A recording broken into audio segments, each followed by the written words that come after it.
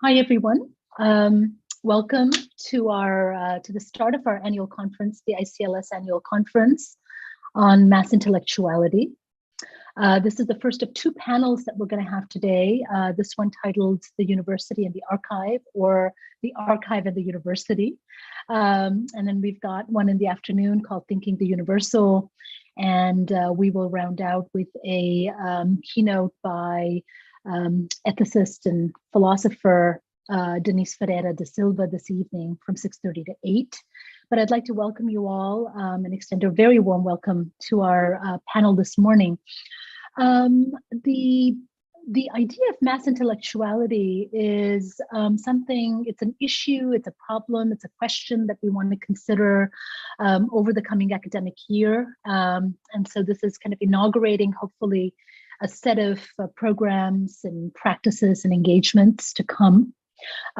Professor Demetrius Eudell, who's going to be joining us, is having, he said, some computer issues and is going to get on as soon as he can have those resolved. I'm afraid Samit Malik from the Executive Director of SADA, the South Asian American Digital Archive, has taken ill and won't be able to join us today. This was one of the reasons. Hi, there is Demetrius. Good morning, Professor Udell, as you join us.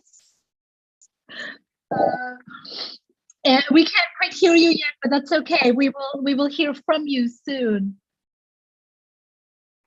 Okay, and so yeah, this was one of the reasons we decided to go all virtual, given rising rates of infection and lots of other compromises for friends and colleagues, but we will meet and reconvene in person as soon as we can.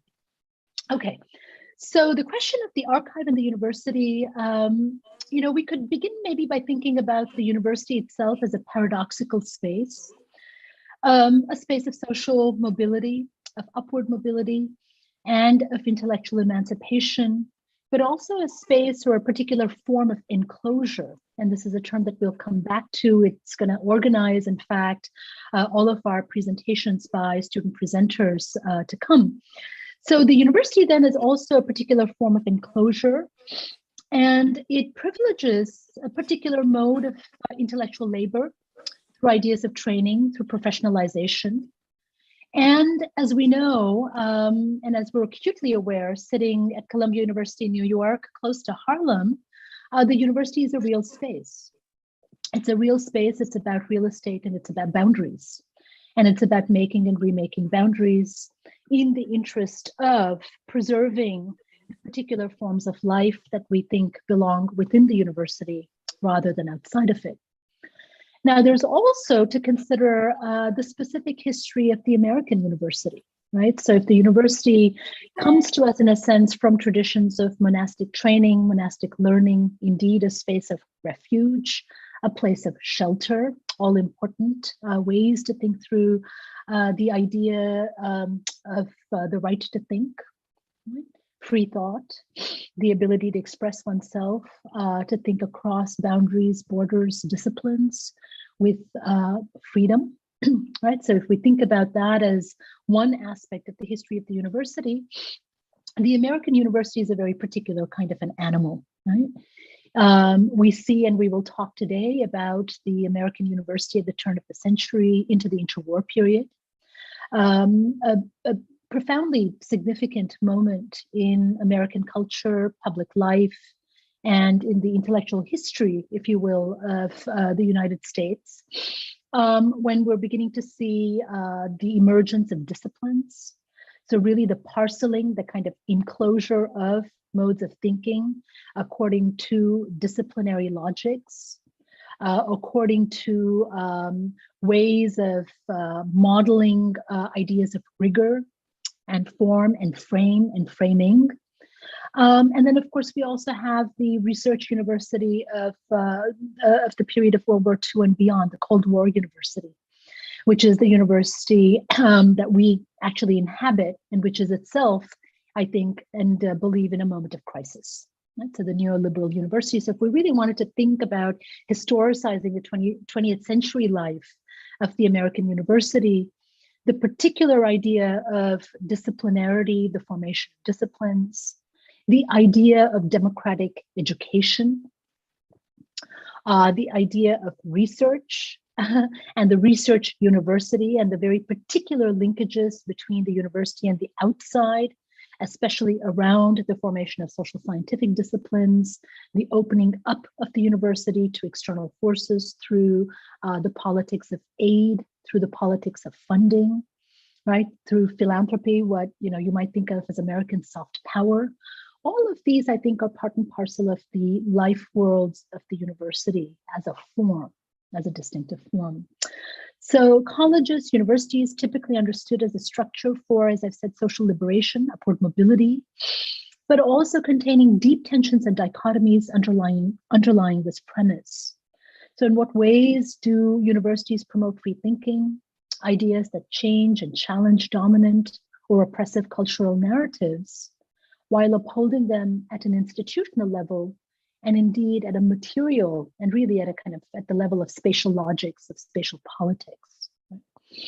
And so these are some of the questions that we want to engage, but we do so today by thinking in particular about this university. So the history of Columbia University, its distinctive relationship to questions of social difference, differentiation, social inequality, and indeed the broader life worlds of the university as a place that embraced in the interwar new forms of insurgent thought.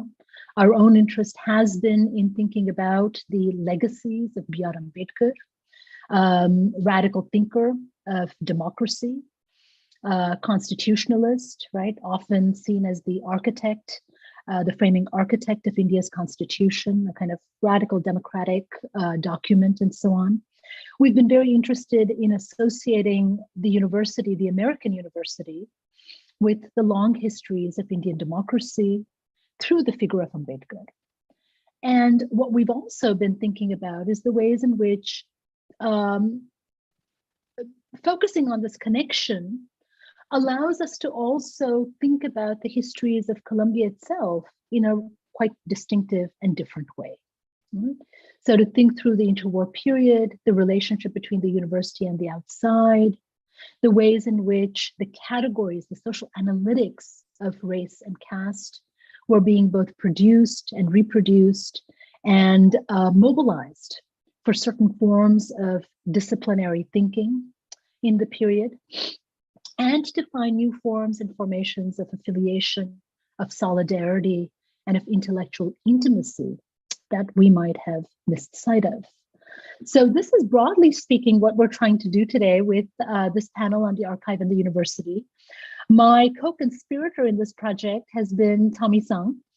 And Tommy will say a little bit about how he came to think about the archive in particular and the university's archive in particular as the site for a kind of radical rethinking and social possibility. So Tommy, please take it away. Thank you all for being with us again. Hi, everybody. Thank you so much for joining us today. And just as Professor Rao said, I'm going to briefly talk about how I arrived at the research that we're continuing at the Ambedkar Initiative. And before I do that, I just want to read a quick passage from a biographer of Ambedkar named C.B. Karmode. Many of you might know him already. This is a passage about his graduate education, and I'm going to read it right here. Yeah, so Dr. Ambedkar thought that the master's and the PhD could be achieved while also enjoying life. So why should he trouble himself too much with study? Accordingly, he would stay up till 2 a.m. talking and amusing himself with friends. But one night, after wrapping up all the chit-chat around 3 a.m., he lay down in bed and began to ask himself, what am I doing? I left the loving members of my family thousands of miles away and came here to study. And I am just sidelining my studies and amusing myself, and that too on the government's money. If I make good use of the opportunity given to me, then I will be able to achieve a greater name and fame for myself. Just getting degrees is of no use in itself. So at 5 a.m., Dr. Ambedkar sat up in bed and made a strong resolve that henceforth he would dedicate his life only to study, not to amusements. His friends teased him, but he stuck to his resolve. And at night, when students in the room next door laughed loudly and made a ruckus, Bhimrao would shut the door and windows of his room and put balls of cotton in his ears so he could sit and study. And so Professor Rao briefly mentioned that we at the Ambedkar Initiative see the university and the archives as both a kind of enclosures. And those enclosures we recognize have a paradoxical relationship with many of us who occupy the university.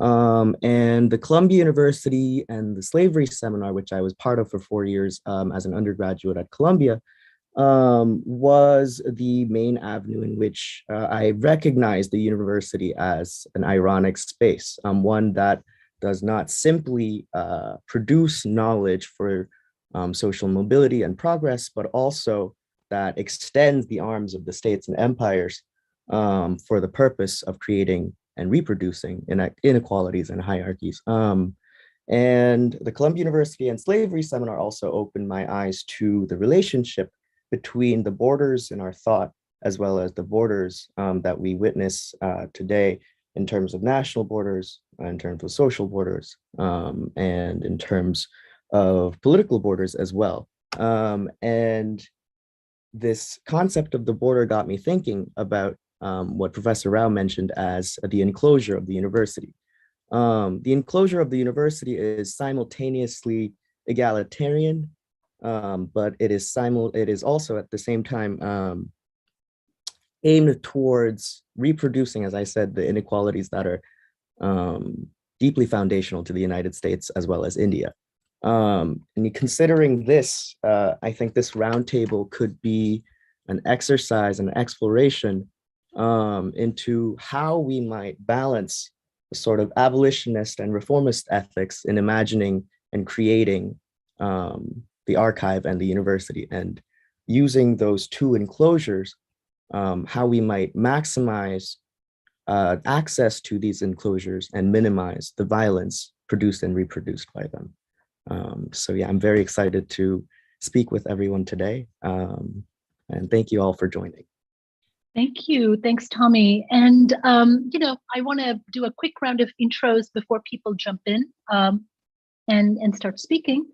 But this idea of sort of, you know, enclosure and its opposite, exposure, right? So as much as we are bound by certain traditions, rules, etiquette that we push against, we are also in the act of exposure, right? Going back and looking at the university archives and opening them up for new forms of thinking, making them available in new ways.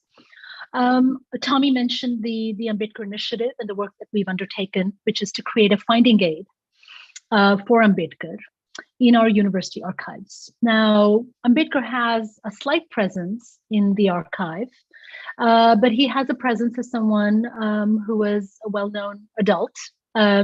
He is given an honorary degree in 1952 by the law school. And so he returns to Columbia as someone who has done many things in the world. And largely, you know, after he leaves Columbia in Britain, and then of course in India. But we don't have, or we have very few traces of Ambedkar the student.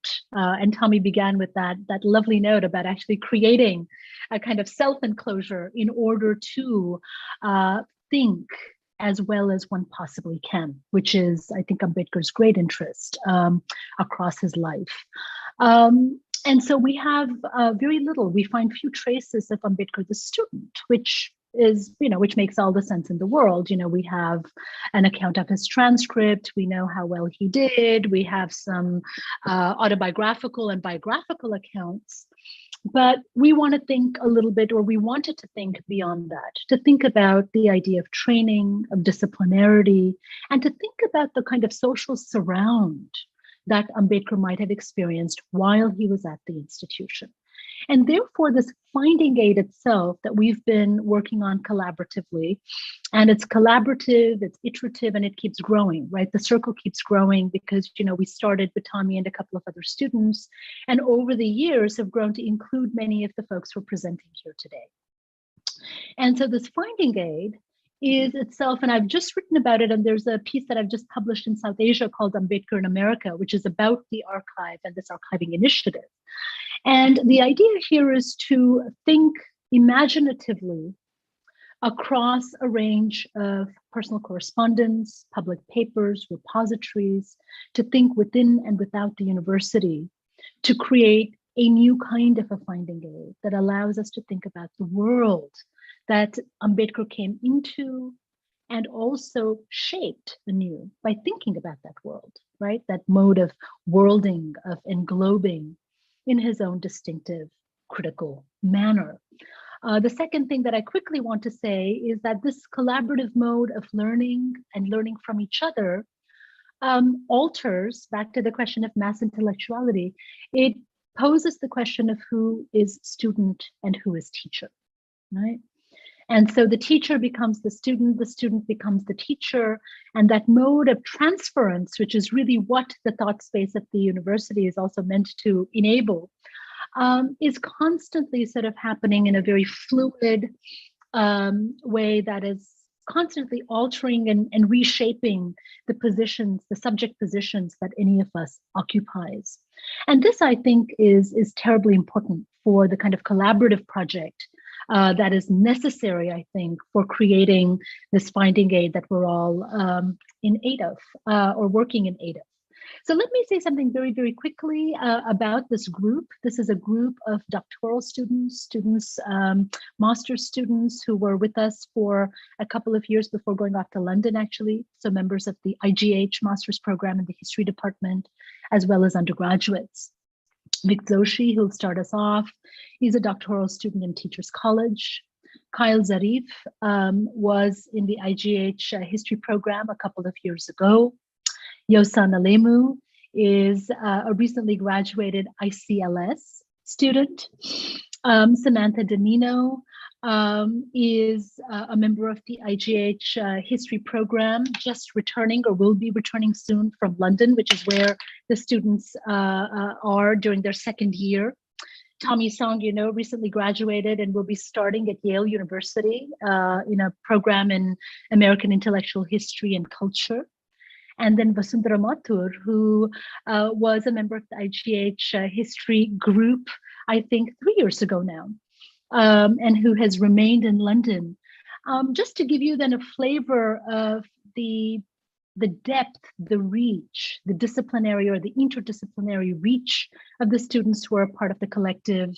And I'm really very grateful to all of you for the work that you have done. This is an act of love. Right? You embrace Ambedkar and that world and see intellectual and imaginative possibility. There have been great intellectual conversations.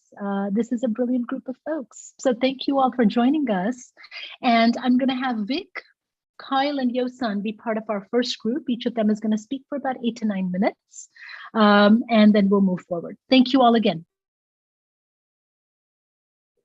Thank you so much. I'd like to first thank the Institute for Comparative Literature and Society, the Ambedkar Initiative, Dr. Anupama Rao and Tommy Song, all the organizers and my peers with whom I began my research on Dr. Ambedkar and the university. A special shout out to the educators watching in India right now, with who I'm working on lessons with and drawing from this work on the archive. In my brief remarks, I will make 2 points.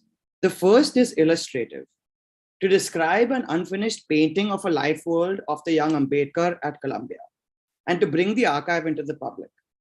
The second point is pedagogical, to describe the community and practices nourished by Dr. Rao and Tommy in our seminar, Race, Caste, and the University, that ought to be explicitly noted in the public record, with the hope that future student researchers and educators will watch this event and give their students the counter-hegemonic, fugitive, and compassionate ways of creating spaces of liberatory thought and for liberatory thought, both within and beyond the university and school.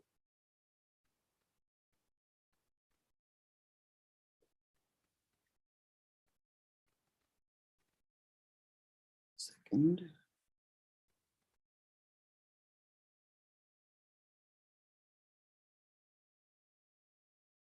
Okay, so this is the first point. This is the illustrative point from the archive itself.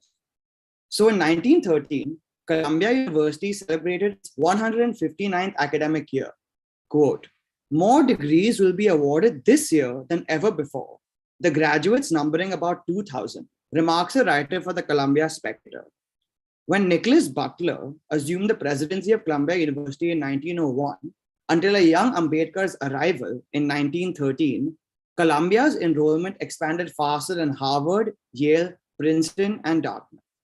The graduate faculties at Columbia constituted the largest graduate school in the country, and the summer school and extension program were also the largest in the country, enrolling approximately 12,000 students in 1915. In contrast with this expansion, the Spectator tells us that in June 1913, new gates at Broadway and 119th Street were installed. Quote, "Iron barriers measuring 46 feet in width and 23 feet in height, creating a point of enclosure, a reminder that the gates of a university are a symbol of physical enclosure and a reification of psychological, spiritual, and intellectual enclosure." Photographs of the campus at the time, such as the one on your screen, render a picture unrecognizable to the Columbia University student today. Looking towards the Hudson River, beyond Broadway, there is no brick and concrete to obstruct a view of the water from the center of campus. Aside from the architecture on the campus itself, one of the only recognizable physical elements that both the young Ambedkar and students today can claim as unchanged are these gates, the gates of the university. Dhananjay Keer, in Dr. Ambedkar Life and Mission, wrote about Ambedkar's arrival at Columbia University. There, in the company with other students and colleagues, he could move freely. He could read, he could write, he could walk, he could bathe, and he could rest with a status of equality. To him, life at Columbia University was a revelation. It was a new world. It enlarged his mental horizon. A new kind of existence began, close quote. These lines have always struck me. Reading them, I am amazed at the language of creation and possibility. The repetition of the word could, tied to verbs of intellectual activity. Could read, could write, could walk. This was a new world, a new thought world, in a new thought space. To hear Ambedkar himself reflect upon this time, he wrote in his autobiography, Waiting for a Visa, quote, "My 5 years of staying in Europe and America had completely wiped out of my mind any consciousness that I was an untouchable," close quote. The question that I continue to explore, which has both socio-historical and narrative implications, is this. How did the young Ambedkar's movement to the university change his understanding of the social?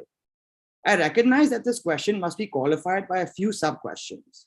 First, what hierarchies organize space in the university?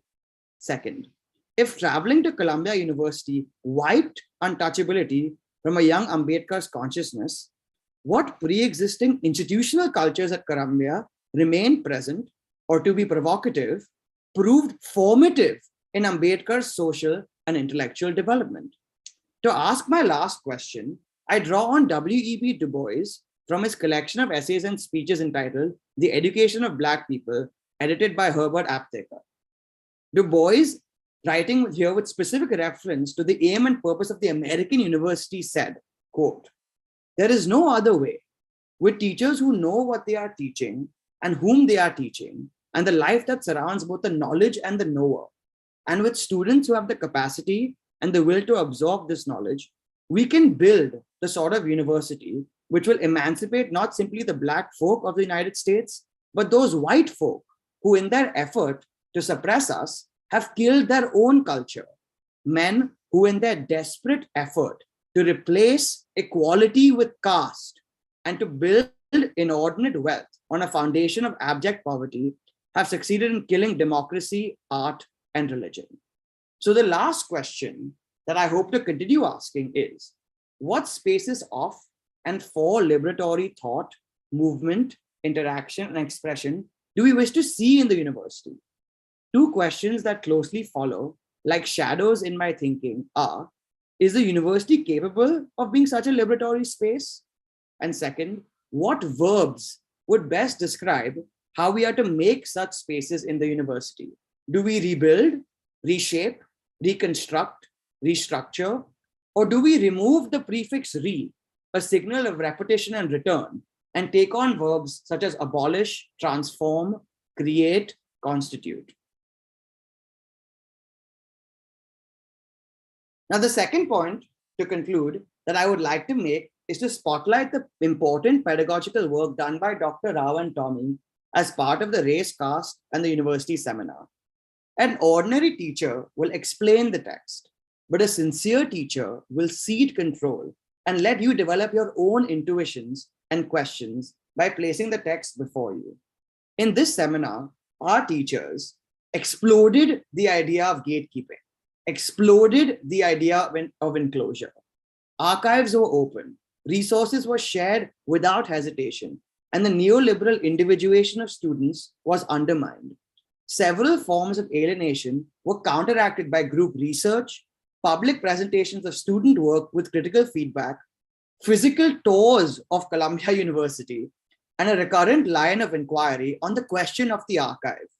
We discussed its silences, its gaps, the violence of the archive, and constructive and creative ways of thinking through these problems. Since participating in our collaborative research endeavor, I have not only presented this work in multiple cities in the US, San Diego, Chicago, Nashville, New York, Burlington, but also countries beyond, India, Indonesia, Canada, and Germany. The most important, however, for me personally, is that I have helped create lesson plans on our findings from the archive with educators both in the US and beyond. This is one of the richest lessons I have drawn from this experience as a student researcher. And there is an urgent need for educators to join such initiatives and for liberatory public pedagogy, for mass intellectuality, for challenging the academy's modes of knowledge to motivate and ground such explorations in the future. I thank you all so much for listening. And I thank all my peers, teachers, and guides in this important work that we do looking out for each other. Thank you. Vic, thanks so much. What a lovely way to begin by asking us to think about the relationship between the spatial and the social. By asking us to think through the problem of the archive, and indeed the problem of the archive as itself a problem of time, by posing the question of reconstitution through the idea of repeat, return, repetition, reiteration, as opposed to the idea of new founding or new foundings, right? Constitution, but also perhaps deinstitutionalization. So with that, let us move on to Kyle Zarif. And Kyle will speak a little bit about the kind of broader worlds of Columbia and beyond, and the discovery of Islam as a potent intellectual force in kind of rethinking this moment. Thanks, Kyle. Thank you, Professor Rao and Tommy, for organizing. Thank you, everyone, for coming. I'm just going to share my screen.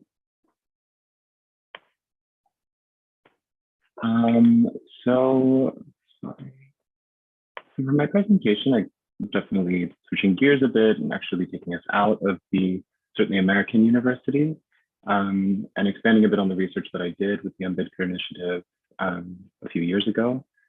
So that research dealt mostly with the life and career of Hussein Muhammad Ali, which I don't think you can see my cursor, but he's standing on the right in this photo. He was an Egyptian Sudanese Pan-Africanist, active in Pan-African and Pan-Islamic political circles in London and Harlem in the 1910s and 20s. My work in the summer of 2020 focused mostly on his influence on Marcus Garvey and Garvey's kind of acrimonious relationship with Du Bois in the NAACP in Harlem in the 1920s. But because that relationship and the sort of acrimony between the two hinged so much on the disagreement on the question of civil rights or equal rights in the United States versus separatism and colonization, the ideas of the UNIA. I want to move back slightly today and try to present a history of how Garvey came to adopt that position, that the problem of anti-Black exclusion, violence, and enclosure in the United States should not be solved by integration, but rather dissolved through this process of identity and eventually state formation and revisionist historicization. And in my research, I found that these early theorizations and historicizations of a kind of Pan-African polity were shaped by really interesting explorations into the history and theology of Islam as it relates to the African continent and race. Okay, oh, sorry.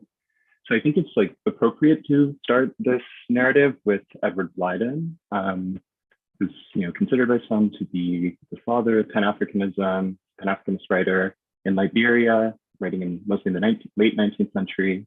And I want to focus specifically on this essay he wrote titled Islam and Race Distinctions, which would be particularly influential for other Pan-Africanists. So in it, he tries to kind of give a comparative religious analysis of Christianity, Buddhism, Hinduism, and Islam as they relate to racial hierarchy, using really the language of caste, interestingly, to describe the preservation of racial hierarchies in colonial Protestantism. But most importantly for this is his analysis of Islam. So two important points in his argument are this kind of vision of Islam as, and specifically the community of believers, the Ummah, as a non-racial horizontal formation and a potentially unifying force for the African continent. It's also notable that Blyden himself is not Muslim and wasn't necessarily advocating for conversion.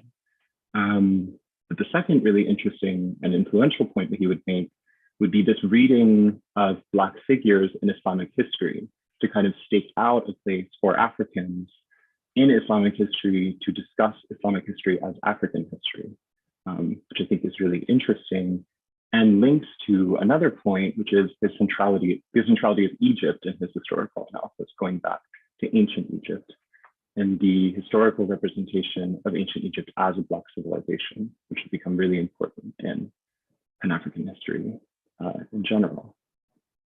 So this kind of analysis would be very influential on the main subject of my research, Dusay Mohammed Ali. You can see here an advertisement for a book he wrote on the modern history of Egypt, published in Britain.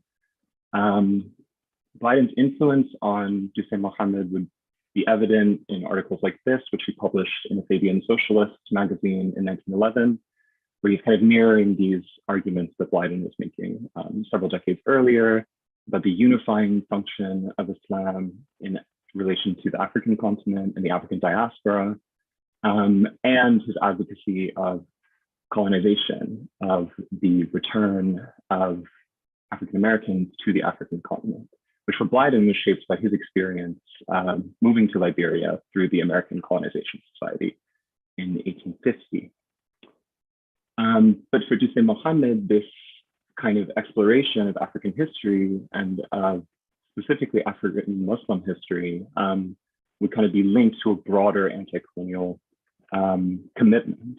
And then this would be kind of mirrored in his journal, which he edited between 1912 and 1920, the African Times and Orient Review. He published it in London. The review would have like a really diverse group of contributors, African-American leaders in the United States, as well as anti-colonial leaders in India, mostly from the Indian Muslim movement, and from Egypt. So leaders from like the Wafd movement and Muslim modernists in the vein of Rashid Rida. The African Times and Orient Review was also important because it was where Marcus Garvey worked while he was in London between 1911 and 1914, or when he was in Europe, sorry. He worked directly under Dusay Mohammed in a kind of like mentorship relationship. And you can see here a letter that Garvey wrote for a temporary reading pass to the British Library, specifically to read the work of Edward Blyden. And that request would be accompanied by a letter of recommendation from Dusay Mohammed. And I think this is really illustrative of Dusay Mohammed's influence, and that kind of Blydenite reading of African history of the colonization project would also be very evident in the ideology of the UNIA, which Garvey established immediately upon returning from Europe to Jamaica, and then expanded when he moved to Harlem in the early 1920s. So after the African Times and Orient Review is closed in 1920, Duse Muhammad Ali becomes a member of the UNIA and moves to the United States. In this reproduction of a speech he gave at Liberty Hall, which is a UNIA building in Harlem at the time functioning almost as a kind of popular university. And you can think of all of these sort of venues of transmission as these sites of a kind of outsider or mass intellectuality in a different intellectual tradition forming. But in this speech, he's rehearsing these similar arguments about the centrality of Egypt, that Egypt is a Black civilization, and even recasting Muslim Spain as a Black civilization, and the scholastic traditions of Muslim Spain as Black intellectuality. And I'm sorry for the quality of this image, but he's also at this time writing a foreign affairs column in the UNIA newspaper, regularly updating readers on the Indian Muslim movement and the Khilafat movement to pressure the British government to restore the Ottoman Caliph or preserve the position of the Ottoman Caliph after World War I. And in this photo published in 1922 in the UNIA newspaper, he is apparently pictured with a delegation of Indian Muslims in Britain. And in addition to this, he's keeping up his commitment to Egyptian nationalism, publishing an open letter to King George in the UNIA newspaper, advocating for Egyptian independence, not only as an Egyptian, but as a Black person and as a Muslim. So I kind of wanted to end with this very interesting document. So just for more context, the definitive split between Duse Mohammed and the UNIA and Garvey, it's not really clear what caused it, but there's this report by an FBI agent surveilling the organization that gives somewhat of an account, although obviously, questionable, noting the context, and especially the kind of campaign of the FBI against Garvey, which would result in his deportation and the demise of the organization. But in this, the agent reports that he was told that Duse Mohammed left the UNIA because he was charged with spreading Egyptian propaganda, being paid to spread Egyptian propaganda in the pages of the organization's newspaper. So again, with all the caveats in mind to this document, I think the suggestion that it was his anti-colonial and pan-Islamic commitments which led to his split from the organization is significant and tracks with his later involvement in the conversion of African Americans and West Africans to Islam through his work with the Ahmadiyya movement of Muslims.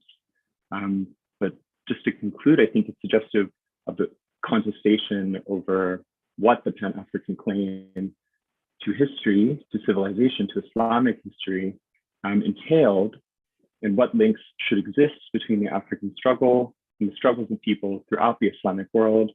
More specifically, this kind of modernist pan-Islamic movement arising in context of the Khilafat movement in India and in the thought of Rashid Riza in Egypt.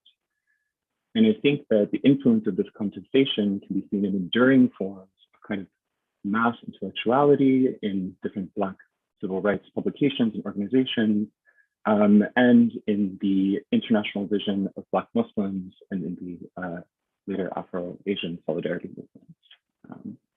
Thank you. That's all I have. Kyle, thanks so much. That was really fantastic. And I think what it opens up is the question of the old and the new, and the ways in which long traditions of Islamic universality, the idea that there are forms of thought that are not merely fugitive, but indeed excluded from the life worlds of the university, and that one goes out into the street, one operates through UNIA and so on, in order to revive those forgotten histories and traditions. I think this is tremendously important in histories of self-making. and, as you say very nicely, arguments about mass intellectuality. The other thing that I find very interesting here, of course, is the question of colonization and the place of Africa in, broadly speaking, Pan-African thought, but also the kind of divides within African-American traditions of thinking, which is to say the divide between the old or the millennial on the one hand, and on the other, the newness, right? Alan Locke writes about, quote unquote, the Negro as the kind of new subject of the Americas.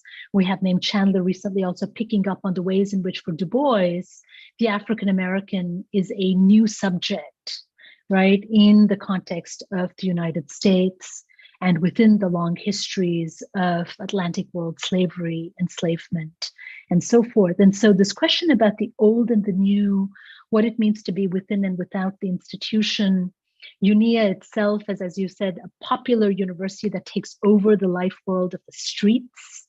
So sound, performance, the kind of military formation of UNIA, but kind of, presenting oneself as a mass, as a multitude, to make a claim on thought, a claim for recognition, a claim for sort of public presence, I think is very, very important in what you've brought up.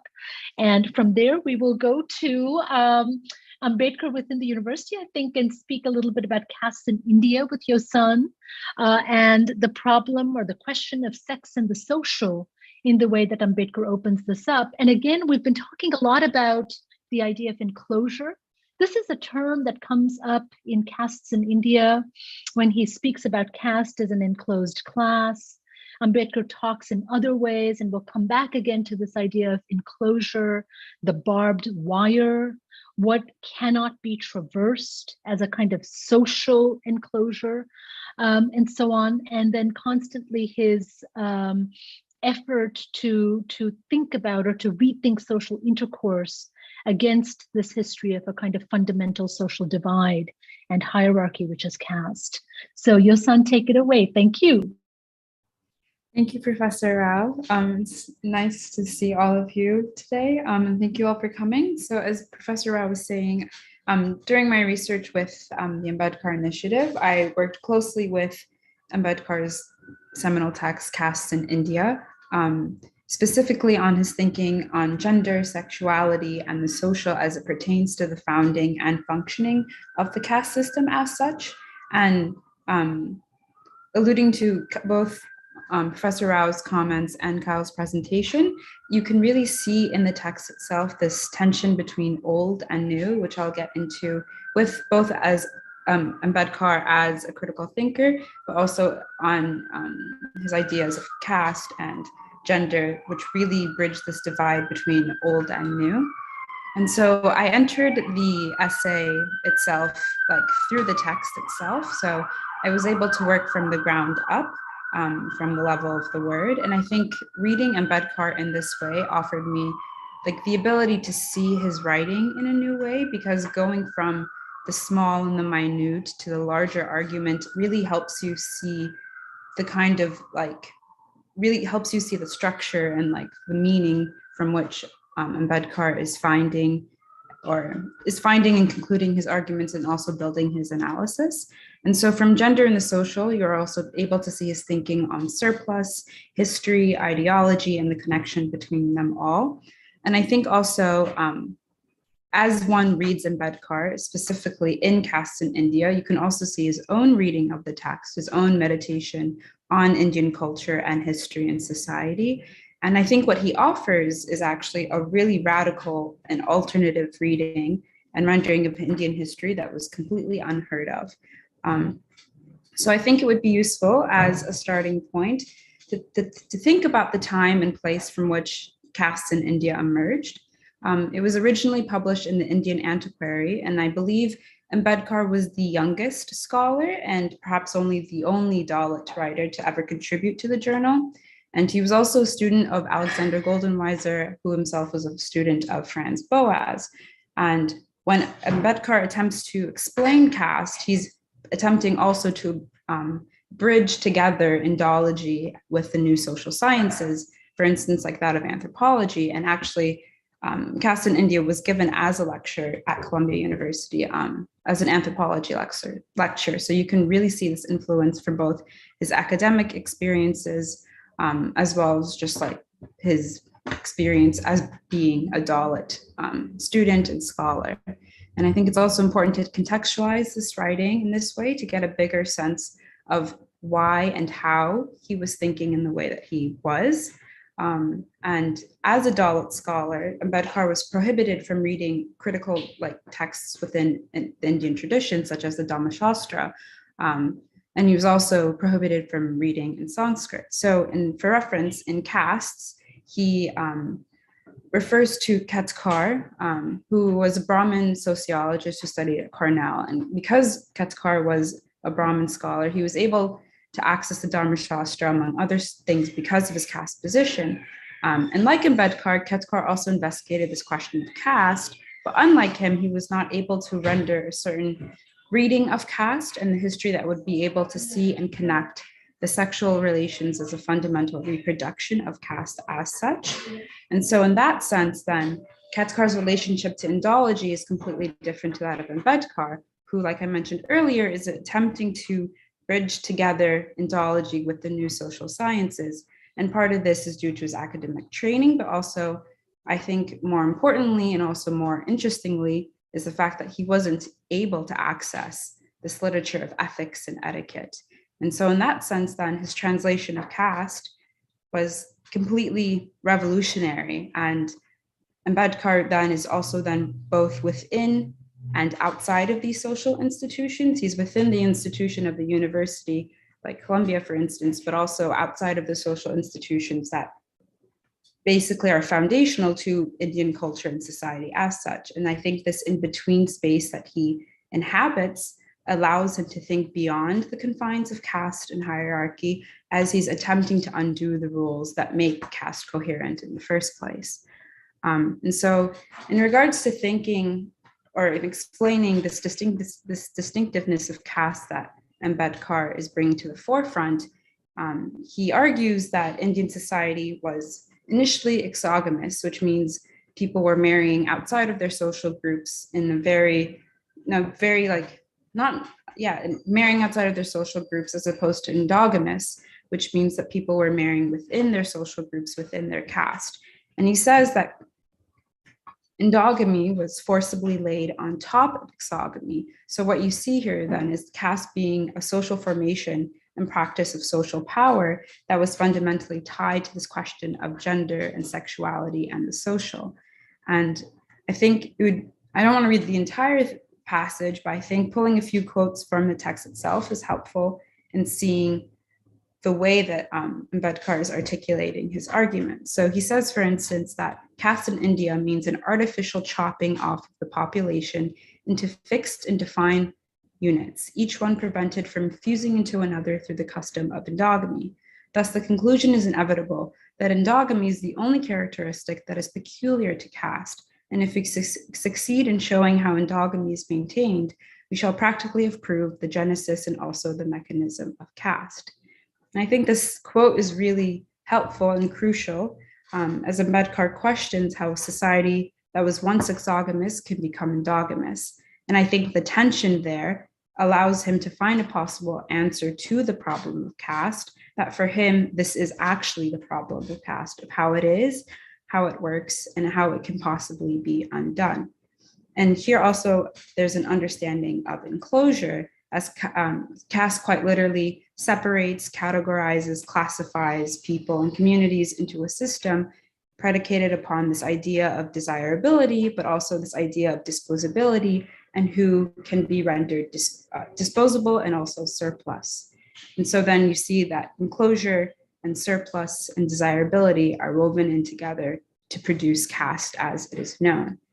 And then on this idea of surplus, which allows caste to maintain its differentiations, its systems of hierarchy, you can see then how caste is also not only self-replicating, but also like self-destructing, because it can only go out so far. And I think that was really crucial for Ambedkar to highlight that although it produces and sustains itself, it's quite literally that self-sustainment that also writes out the conditions for its like abolition. And so, yeah, so caste then operates as this patriarchal dominance and differentiation, that those who enter a caste always enter on unequal grounds. And when he creates this idea of this of surplus persons, as opposed to simply only surplus value, I think that move he makes is really important, because he allows himself to see, or he lays out the groundwork for how caste is really a system that is based off of like a social practice that has become inscribed into like every level of existence. But I think him laying out those rules of gendered and social practices also allow him to lay out the groundwork, allow him to see the conditions of possibility that will allow those committed to doing the work to undo the logics that make caste legible. And I think, again, going back to this idea of Ambedkar inhabiting these in-between spaces of being both within and without social institutions, of being within the university, but outside of the Dhamma-shastra or outside of like Brahmin caste orders, allows him to think beyond the enclosures of caste. And thinking beyond these enclosures then allows him to think about how to possibly undo the logics and the rules that make caste legible. Thanks, Yosan. I think there's some really important questions that are emerging here. One that carries through both all three of the presentations is the question of method, right? So the question of close reading, reading from the word up, I think, as Yosan said. And then on the other hand, thinking widely around influence and impact and inspiration, if you will, right? Which is sort of taking the work sort of outside of the university space, something that also has opened up. And so this relationship between close reading and reading far and wide, that is to think about what historians would call the context. This question of method, I think, is very important here. So what is reading for? Who reads? And then the ways in which caste in India opens up this problem of origins, which is a fundamentally modern problematic, yeah? What are the origins of caste? How does it begin? How does it take place? How is it established as a form of hierarchy, which, as Ambedkar reminds us, is organized along an ascending scale of reverence and a descending scale of contempt? And here, I think, as Yosan suggests, Ambedkar is very much a young man of his time. He's 25 when he writes this text, right? It's written as a seminar paper, and it's his first publication. But he's picking up on terms that are in use at the time: endogamy and the emergent discipline of anthropology, and the ways in which anthropology thinks about the relationship between nature and culture with kinship, right? The organization of marriage, genealogy, gender, etc., as being what mediates between nature and culture. So this kind of profound, question of endogamy, the organization of intimacy as the grounding for thinking of a broader social problem, which is caste. Second, the term that Yosan picks up on, which is surplus. And surely here, the question of surplus, of value, and of exploitation, all of the debates at this point around work, labor, value, which again, as Yosan reminds us, Ambedkar very creatively repurposes. And so the problem is not surplus value, it's about surplus persons. And the surplus persons are women who are within the circuit of caste and caste endogamy and caste etiquette, who are disposable precisely because they can be killed, right? As Ambedkar reminds us. So this is the widow who must be immolated on the pyre. This is the widow who lives on in a state of social death, and so on and so forth. It is the child bride, but it's really the argument that women carry the burden of making caste legible at all. So I just want to draw our attention between these three presentations to different archives, different modes of reading, the question of method which is posed, of close reading, of annotation, of editing, right? Which is something that Yosan exemplifies. And then on the other, thinking social historically by working across a range of different archival sources, something that I think Vic and Kyle opened up for us. So with this in mind, we're going to move to kind of stage 2, as it were, and have Samantha de Ninno and Sam Needlemen, both of whom I think will take up this question of method and speak to it, by also thinking about and problematizing the question of the archive in quite interesting and innovative ways. But Sam de Ninno, please take it away. Hi, everybody. Thank you for coming. Just allow me a moment to share my screen.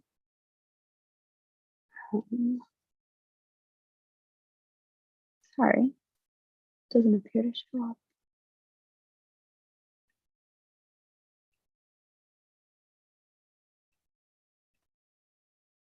Oh, here it is.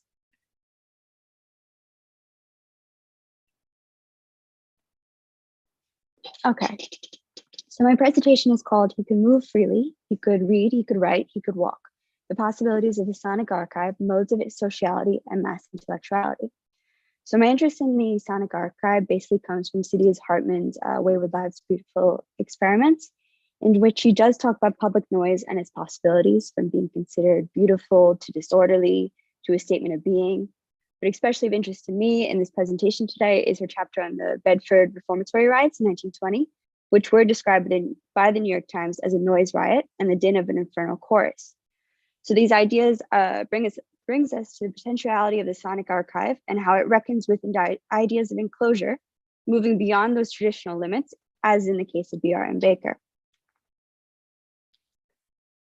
So just to begin, the Sonic Archive is drawing upon previously established queer methodologies of the ephemeral, especially Jose Esteban Muniz's Ephemera as Evidence, Introductory Notes to Queer Acts, where he is supporting the use of ephemera as historical evidence due to the marginal nature of queer acts.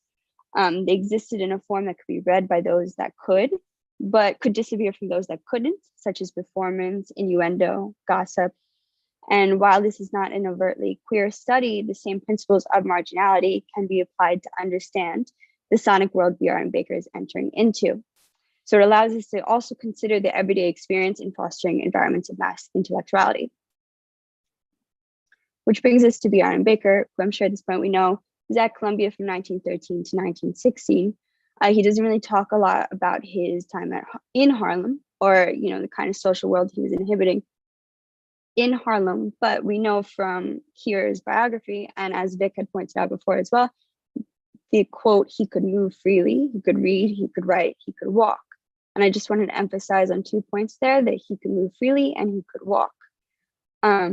So an analysis on that potentiality of the Sonic Archive allows us to theorize just how Ambedkar may have been educated by Harlem, just as he was educated by Columbia University. And this is drawing upon 2 scholars, well, primarily 2 scholars at least, Claire Kohlbold's Street Sounds and the Identity in Interwar Harlem, where she's theorizing on Black modernity was created in public spaces, especially the streets, and how the possession of that soundscape through everyday noise laid claim to the physical scape that they did not have the literal right to own. And then also Vic Bald's Lost in the City, where he's also talking about walking in the same sense that I am with the prior quote, where walking here is a means of forging new human relationships, often across racial, ethnic, linguistic, and gender difference, and maintaining those relationships through daily encounter and exchange. So the blurred boundaries of public and private created a transitory soundscape that ignored ideas of enclosure, especially of caste discrimination. So Ambedkar's ability to walk in these spaces begs the question of what he might have encountered and how it might have influenced his thought. So 3 locations that I want to highlight briefly as particular sonic environments are the street corner, the restaurant, and Columbia University. So the street corner was structured very similar to the traditional university as well. Like you'll notice to the left on the slide, I have a few locations that are noted as the campus. They're noted as the Speaker's Corner, or who Harrison was noted as the Dean of Harlem Street Auditors. You have the same kind of auditory experience or auditory echo when you have debates in churches that you might have in, say, a debate in a university classroom. So you're kind of creating this traditional university space, but within a public sphere in Harlem. William Pickens has compared Harrison to Socrates, citing racism that prevented Harrison from joining Columbia's faculty, which faculty that Pickens believed copied from Harrison's speeches to include in their lectures. So that same idea of enclosure there, and that Harrison is not being allowed into the traditional Columbia University, but his sound and his thought is being allowed in a certain kind of cadence as well, because it's being forcibly stolen. But again, the idea is enclosure and how sound moves beyond what we traditionally may think. And it's also possible to think about in Baker that he learned more about public oration, which he became notable for, especially in this space. I mean, he would later give us at Bombay University, where he was saying that the subaltern should have some control of the university affairs if the university claimed to provide for the subaltern. So this could have all been cultivated in this type of environment, especially because he had known he could walk in this environment. And then we're moving to the restaurant. Vivek Bald's research has touched upon the sociality of Indian restaurants during this time period, especially as semi-private, semi-public spaces of modernity. They're hubs of patriot nationalist activity for Indian elites and students. They're hosting meetings for Friends of Freedom for India and All World Gandhi Fellowship. In particular interest to my personal research is how restaurants and also food consumption have this ability to be image creators as well, in the sensory experience of these spaces, which could be smells or sounds or even touch in terms of the food itself. National images of a country are being disseminated to a wider audience of both diaspora and Anglo-American New York. So we can imagine Ambedkar in these spaces and the possibility of thought, not just in the sense of they're having these conversations about anti-colonial intellectuality, but also in the sense of he's entering these spaces where images of India are actively being created. And then the final particular sonic environment I wanted to highlight was Professor Edwin Sligman, who is a mentor of Ambedkar during this time period. And he's constantly moving inside and outside of the university. He was connected to L.L. Rai, who was the founder of the Indian Home Rule League of America and the key figure in the Gardar Party, who is also further connected to other Columbia professors as well. So it's putting Ambedkar in conversations with his thoughts, despite Ambedkar's own disagreements with Rai himself. Like, they didn't get along, but the thoughts are being disseminated, especially possibly through Sligman and other Columbia professors. It's also putting Ambedkar in the sonic proximity of Mary White Ovington, who wrote her 1911 Half a Man text, in which she uses the term surplus women as a racialized category, which is divorced from its former ties to industry and labor, which then would parallel Ambedkar's use of the same term as a racialized category in his 1916 essay, Caste in India. Furthermore, like, in the spatial environment of the Columbia campus as well, Columbia students are using Harlem and its Black women and girls as subject to study during this time period. So it's possible that Ambedkar could have been influenced by this sonic environment of thoughts. So I just wanted to also highlight this as well, because this was a map that I made for Professor Rao's class in the previous year, in which I noted different addresses that were on Sligman's letters, and different addresses appeared in my own research, and kind of marked them on this modern map in this way. But what's interesting about it is that we could think about the different kind of concentric circles of sonic proximity and sonic environments that could have influenced Ambedkar in different parts of the city at different points in time. And I just want to emphasize the potential use of the sonic as well, because the sonic is an ephemeral moment and it speaks from enclosure, but it also breaks free of it. It forces intimacy to become public by speaking it into existence and allowing for its transmission to move past one individual into modes of sociality and alternative reimagination, especially in regard to the history of the subaltern. It is a statement of being and existence, commanding thought and authority in its spatial occupation. it is important to consider the possibilities of the sonic archive in intellectual histories, as the soundscapes that exist in certain spatial environments influence the intellectual formation within and out due to the transitory nature of sound. So again, thinking about sound moving beyond the limits of enclosure that may have stopped movement of a person necessarily. But yes, thank you for your time. Fabulous, really fabulous. Thank you, Sam. There are a couple of things that I want to bring up, and I also want to remind us of. One, I think we've got this in the chat box, but I want to draw everyone's attention, all of our participants and people who are listening in online, our audience, that there is a kind of prior iteration of this set of presentations, which is a set of podcasts, where we actually had folks who were part of the Ambedkar Initiative and doing summer research interview each other about the work that they had undertaken. And those podcasts are brief, and they are, again, a kind of model of the kind of engagement, the productive intellectual engagement that we have in mind. The second is something that Sam brings up, which is the problem of the social, the question of the social, something I think that Vic also brought up. And the reminder as well that the social scientific disciplines are in formation at this point in time, whether it is sociology, whether it is sort of political economy or anthropology itself. And so the sociological conception of the social, right, as representation of the real social world is coming into existence at this point in time.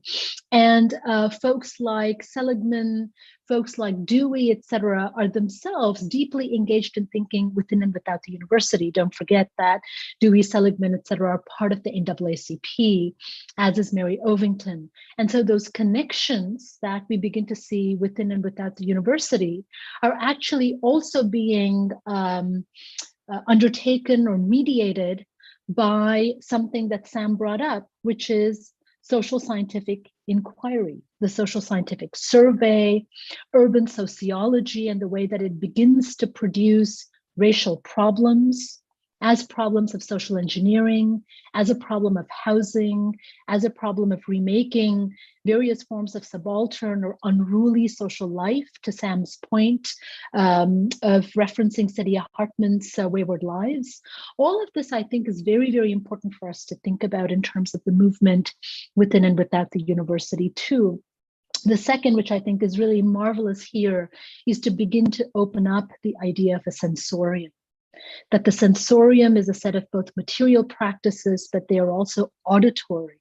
They might be visual, but they really have to do with also this quality of what Vivek calls sort of walking, right? Being a kind of flaneur, the urban dandy walking through the city. And the suggestion here that hearing things, right, that actually thinking about Hubert Harrison as a modern Socrates, that speech and sound is actually a space for thinking through things like modes of articulation, modes of argumentation, right, and so on, I think is very, very important. The idea of the speech is something that is presented and given is also extremely important, because as we will recall, Ambedkar speaks about himself and stages himself in the 1916 essay. But surely we will all recall that the 1936 castes in India, annihilation of caste, is a speech that is not given. It is a speech that he is asked to give, and he is then disinvited from speaking. So I find this extremely interesting to start thinking through the sonic archive as both ephemeral and, it seems to me, deeply material, materialized on street corners and spaces, and indeed the kind of spatial map of the city. This is also a question of method, and I'm going to use that as a way to carry across to the other Sam Needlemen. Thank you, Sam, for being here and speak to us. Thank you. I'm happy to be here, as I think the only undergraduate left in our midst, but I could be wrong about that. There are so many connections. I mean, one of the pleasures of researching at the Ambedkar Initiative is the number of connections that just continually emerge. So it's really been a pleasure to listen to everybody today. I'm going to share my screen and show you one slide from the spatial map that the student researchers about 2 years ago created with their collective research and spoke about on the podcasts that Anu gave a shout out to. So I encourage everybody to go listen to those. The geographer and prison abolitionist Ruth Wilson Gilmore has said that all liberation struggle is place-based liberation struggle. The scale might differ wildly and the size might differ wildly, but it's all place-based. Liberation struggle is specific to the needs and the struggles of the people where they are, and that where has many, many dimensions. Working with Professor Rao and my fellow student researchers at the Ambedkar Initiative, with their insistence on comparative and global approaches, I can't help but conclude that abolition as we know it now goes hand in hand with annihilation as Ambedkar knew it then. Space, the use of space, can feel like a new method, an uncomfortable method, for the conventional historian in a US university, where the departmental architects in the early 20th century decided that we ought to be social scientists, and where the departmental architects in the latter part of the 20th century decided that we ought not be spatial scientists. By that, I mean today, we have to stroll up to CUNY or take the train to Rutgers to find a geography department. So we asked two simple spatial questions about B.R. Ambedkar. Where was he, and what were the dimensions of his where? Thinking about the possibility of missed connections, which, as the other Sam mentioned, was through a kind of Saidiya Hartman-style critical fabulation of the northern city as something of a guide, we made a map of locations that we deemed germane to the historical synthesis of ideas formulated by radical Black and South Asian diasporic thinkers in the first half of the 20th century. We pair the locations thematically, not temporally or spatially. Arrival, collectivism, dwelling, oration, as Anu just mentioned, circulation, maintenance, and of course, the archive. Not quite a provocation to imagine anew our thinkers and the way they might be grouped. The pairs invite readers to think beyond the helpful but limiting tropes of standard intellectual historical mapping. Whatever we call the New York of this map, and indeed the New York of the Ambedkar Initiative, Ambedkar's New York, Garvey's New York, radical Black and South Asian New York, we know that the points on it demand a new spatial epistemology, one that accounts for the coexistence of enclosures with their own negation. We also know that enclosures are both global and local in scale, as our map shows, zooming from Morningside and Harlem all the way to international connections between Ambedkar in New York and London, others in Atlanta. We are too used, or at least I am, to enclosure as enclosure of the commons, as in Marx's description of primitive accumulation, where the spatial so quickly yields to the structural and the temporal. But the concept is taken up by other theorists of modernity who stay spatial all the way through their conceptualizations of racial capitalism and colonialism. Take, for example, Achille Mbembe, who conceptualizes the enclosure as a territorial sphere in the New World, where the principle of race, as he calls it, newly depended on an assemblage of practices whose immediate target is the body of the other and whose scope is life in general. I'm going to give you two quick examples of one of the pairs that we produced. This is collectivism, and this is all based on a host of research by my fellow scholars. The first point of collectivism is Liberty Hall, where Garvey, Mazumdar both spoke, Garvey and Mazumdar, excuse me. Garvey purchased Liberty Hall in 1919, and it quickly became a central organ for the UNIA. Liberty Hall hosted the UNIA's annual conventions, one of which was labeled by a local Black-run newspaper the greatest event in the history of the Negro race. Speakers at Liberty Hall varied greatly, often reflecting and producing bursts of radical thought. Mazumdar delivered 2 lectures about Gandhi at Liberty Hall on May 3rd and May 9th, 1922, bookending his May 6th op-ed entitled Gandhi, the Apostle of Freedom, in a local newspaper. Half a year earlier, on November 28th, 1921, Duze Muhammad Ali delivered a lecture at Liberty Hall. He opened with these lines: "Mr. President, brothers and sisters of Africa, it gives me extreme pleasure to be among you tonight. Although I am from Egypt, I have never forgotten that Egypt is part of Africa, and also that the first great civilization of the world came out of Egypt and was founded by Black men." Just down the street at the Harlem Ashram, located just 1 block north of what would come to be named Marcus Garvey Park, an experiment in interracial and pacifist living was happening. Founded in 1940 by 2 white Methodist missionaries returning to New York from a visit in India, the ashram attempted to enact Gandhi's principles of satyagraha and ahimsa in Harlem. For 8 years, the ashram's members launched a variety of initiatives that today we would call abolitionist. They investigated police violence against striking workers. They assisted Black migrants who were new to Harlem with finding housing and work. And they developed a credit union run by and for the Black and Puerto Rican communities of Harlem. So with this image of Hartley Hall, where Ambedkar first lived when he came to New York, in mind, I want to close. We Columbia students find ourselves on an enclosed campus in an enclosed neighborhood. And one of the many causes and effects of those enclosures is the willful repression of the spatial archives of Morningside and Harlem, of radical knowledge produced here that can't or hasn't yet been stolen by the university's various neoliberal tentacles. As critical student mappers, then, our job is to look and listen together to those who bent the enclosure, who got out of it, who annihilated and abolished it, in order that we might too. Call it close reading the campus, or coming to spatial consciousness.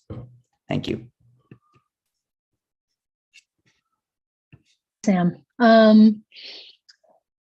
The idea of collectivism as the practice of promiscuous thought, I think, is something we might want to open up, right? That this becomes the place where a Gandhi who in India would be assailed by Ambedkar precisely for the fact that he couldn't think all the way through to what caste entailed and what untouchability entailed, in the context of Harlem, becomes a radical thinker, right? And we know that Bayard Rustin, himself a queer theorist of revolutionary impetus and urges, that Bayard Rustin picks up and channels a radical Gandhi through Sridharani, who is a Columbia student, who wrote about Gandhi, right?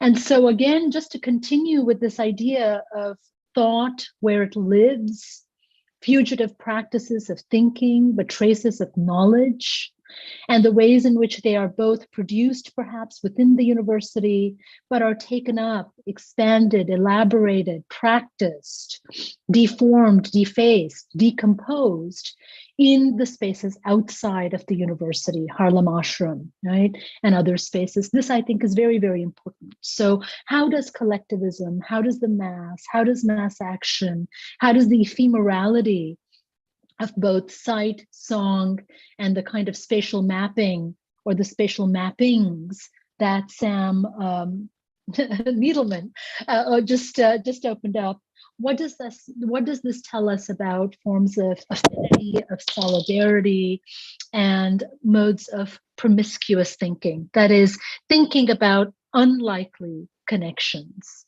thinking about unlikely collaborations, right?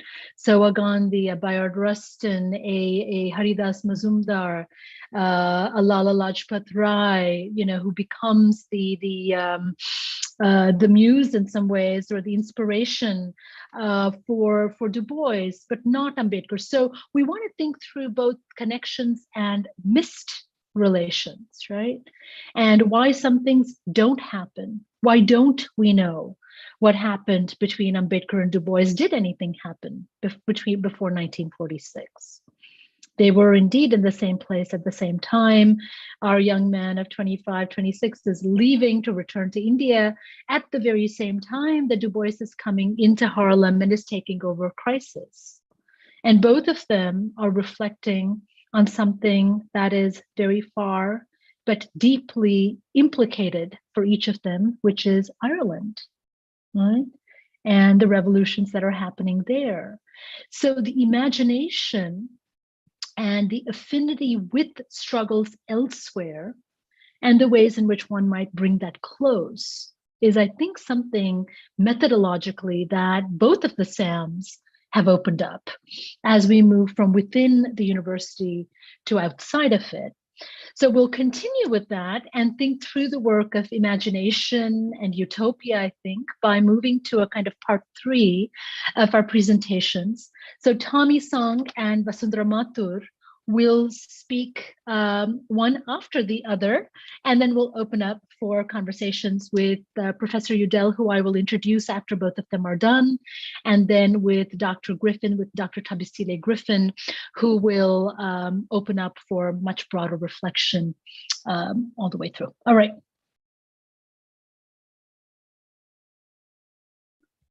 All right. Hi again, everybody. I don't have anything visual to share except this one photo that I'm going to drop in the chat. And the reason why I am not sharing it and dropping it in the chat, I think you will grasp once I finish presenting. But it is a photograph from the Library of Congress depicting a Buti man from present-day Congo named Ota Benga. And so I just want to begin my presentation with the story of Benga, because I think his life will be illustrative of some of the topics that we've been discussing today, including the powers and pitfalls of archive formation and university operation in our research. So 2 months after Ambedkar presented Castes in India in an anthropology seminar offered by Alexander Goldenweiser, as Yosan noted, a professor of anthropology who had trained under Franz Boas, the so-called father of American anthropology. So 2 months after Ambedkar presented this paper, on July 16th, 1916, the New York Times ran the following headline: Ota Benga, pygmy, tired of America, the strange little African finally ended life at Lynchburg, Virginia.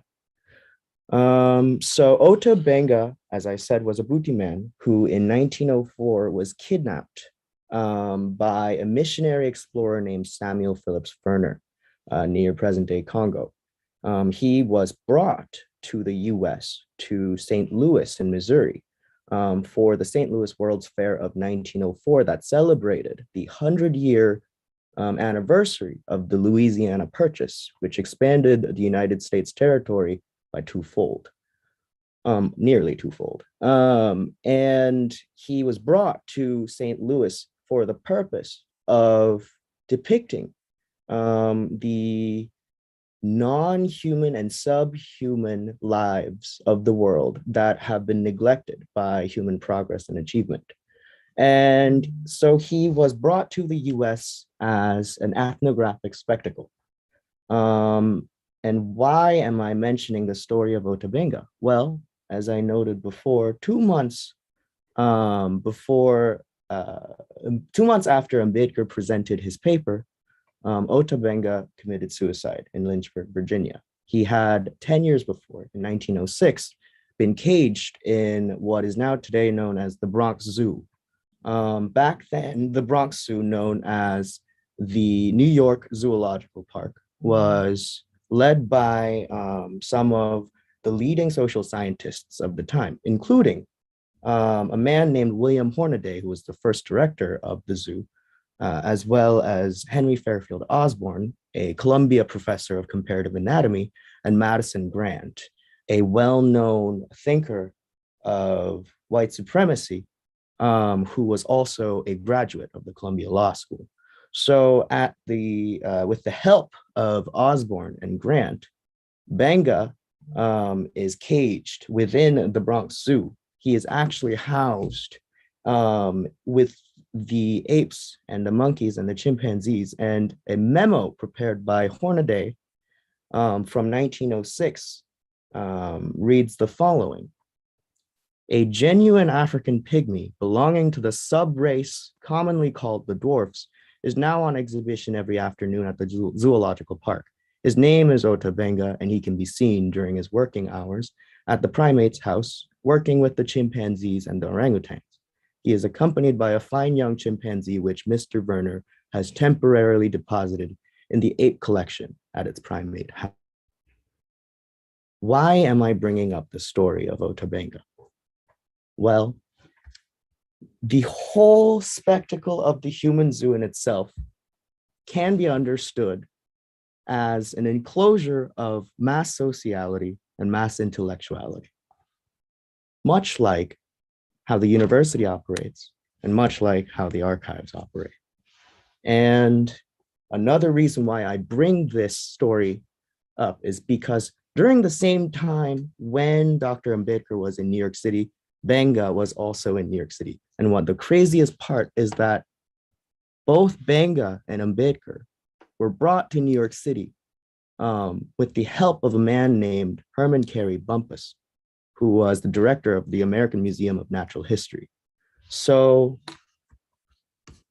two men of totally different backgrounds ended up in the same city and ended up in different forms of enclosures of mass sociality and mass intellectuality. And considering this fact, I just want to read a quote by Saidiya Hartman from her essay titled Venus in Two Acts, because I think this quote will illustrate what I'm trying to say about the paradoxical characteristics of the archives and the university. So in Venus in Two Acts, which is an essay in which Dr. Saidiya Hartman explores how we might write about the figure of the enslaved woman named Venus in the archives of Atlantic slavery.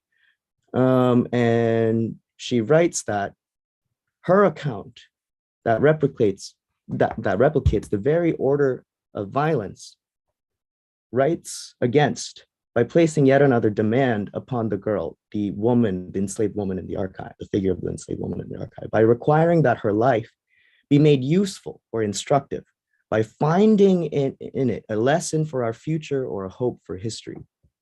We all know better it is much too late for the accounts of death to prevent other deaths, and it is much too early for such scenes to halt other crimes. But in the meantime, in the space of the interval between too late and too early, between the no longer and the not yet, our lives are co-eval with the girls in the as yet incomplete project of freedom. In the meantime, it is clear that her life and ours hang in the balance. And Hartman asks the question, so what does one do in the meantime? How do we reconcile with the violence of the archive? How do we make sure that the enclosures of the archive and the university can be turned into, as Vic mentioned earlier, liberatory spaces for egalitarian projects of humanity? And so with that in mind, I want to briefly talk about my work in the Ambedkar Initiative. So I was tasked with, as Professor Rao mentioned earlier, with creating a finding aid and a digital archive eventually of Dr. Ambedkar's papers at Columbia and beyond. And in creating Dr. Ambedkar's finding aid at Columbia, as well as the broader digital archive, I have been asking myself a set of questions that have been looming in my mind. And they are, what goes into the archive of Dr. Ambedkar? What goes into the archive of his thoughts?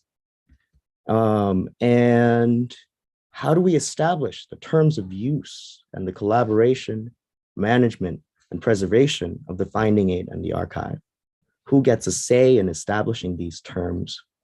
And how do we mobilize the histories of inequalities that are enclosed and contained within these spaces for the purpose of greater equalities? And with that in mind, I just want to briefly talk about how we have been theorizing the archive as a space. And I want to mention an analogy that I have been using for quite a while now. So the archive and archival documents, really one person's papers, are like windows of a house. Through them, you may see a TV in the living room, you may see a rug on the floor, a lamp on a table, maybe even, residents of the house. They allow you to glimpse into different versions of people, access varying points of their lives, and thereby imagine their words through a framed, a frozen perspective. But just as windows never show the full interior of a house to those on the outside, archival documents and archives can never reveal the whole historical truth to us remaining outside of the walls of time and space.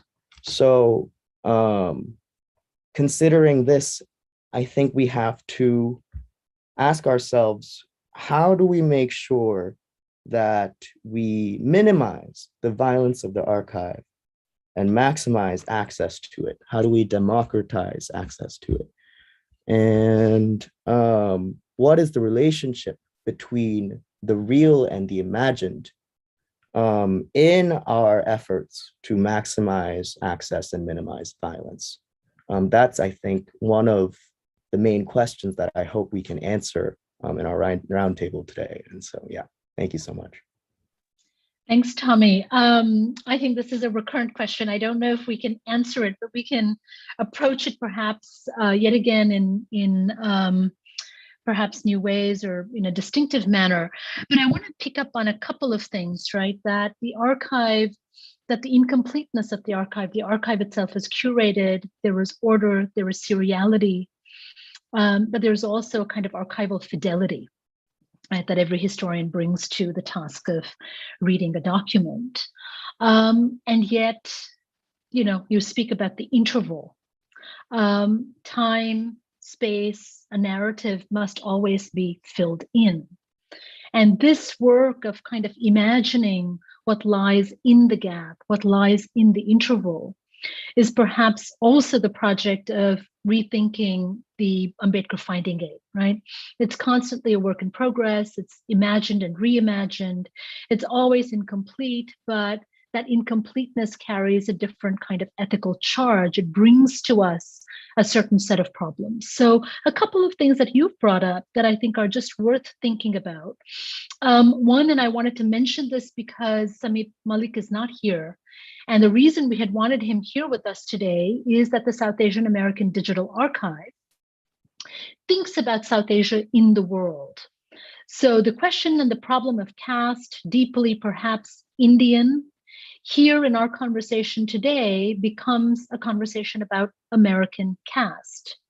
And I forget which of us speaks to the long histories of the use of the term American caste, something that Professor Udell has also written about and knows well, that from the early part of the 19th century, it is it is caste and Indian caste that abolitionists use and pick up on as a way to think about the question of hierarchy, status, and a kind of social segregation that transcends merely questions of economic and political distinction, enclosure, or exclusion, right?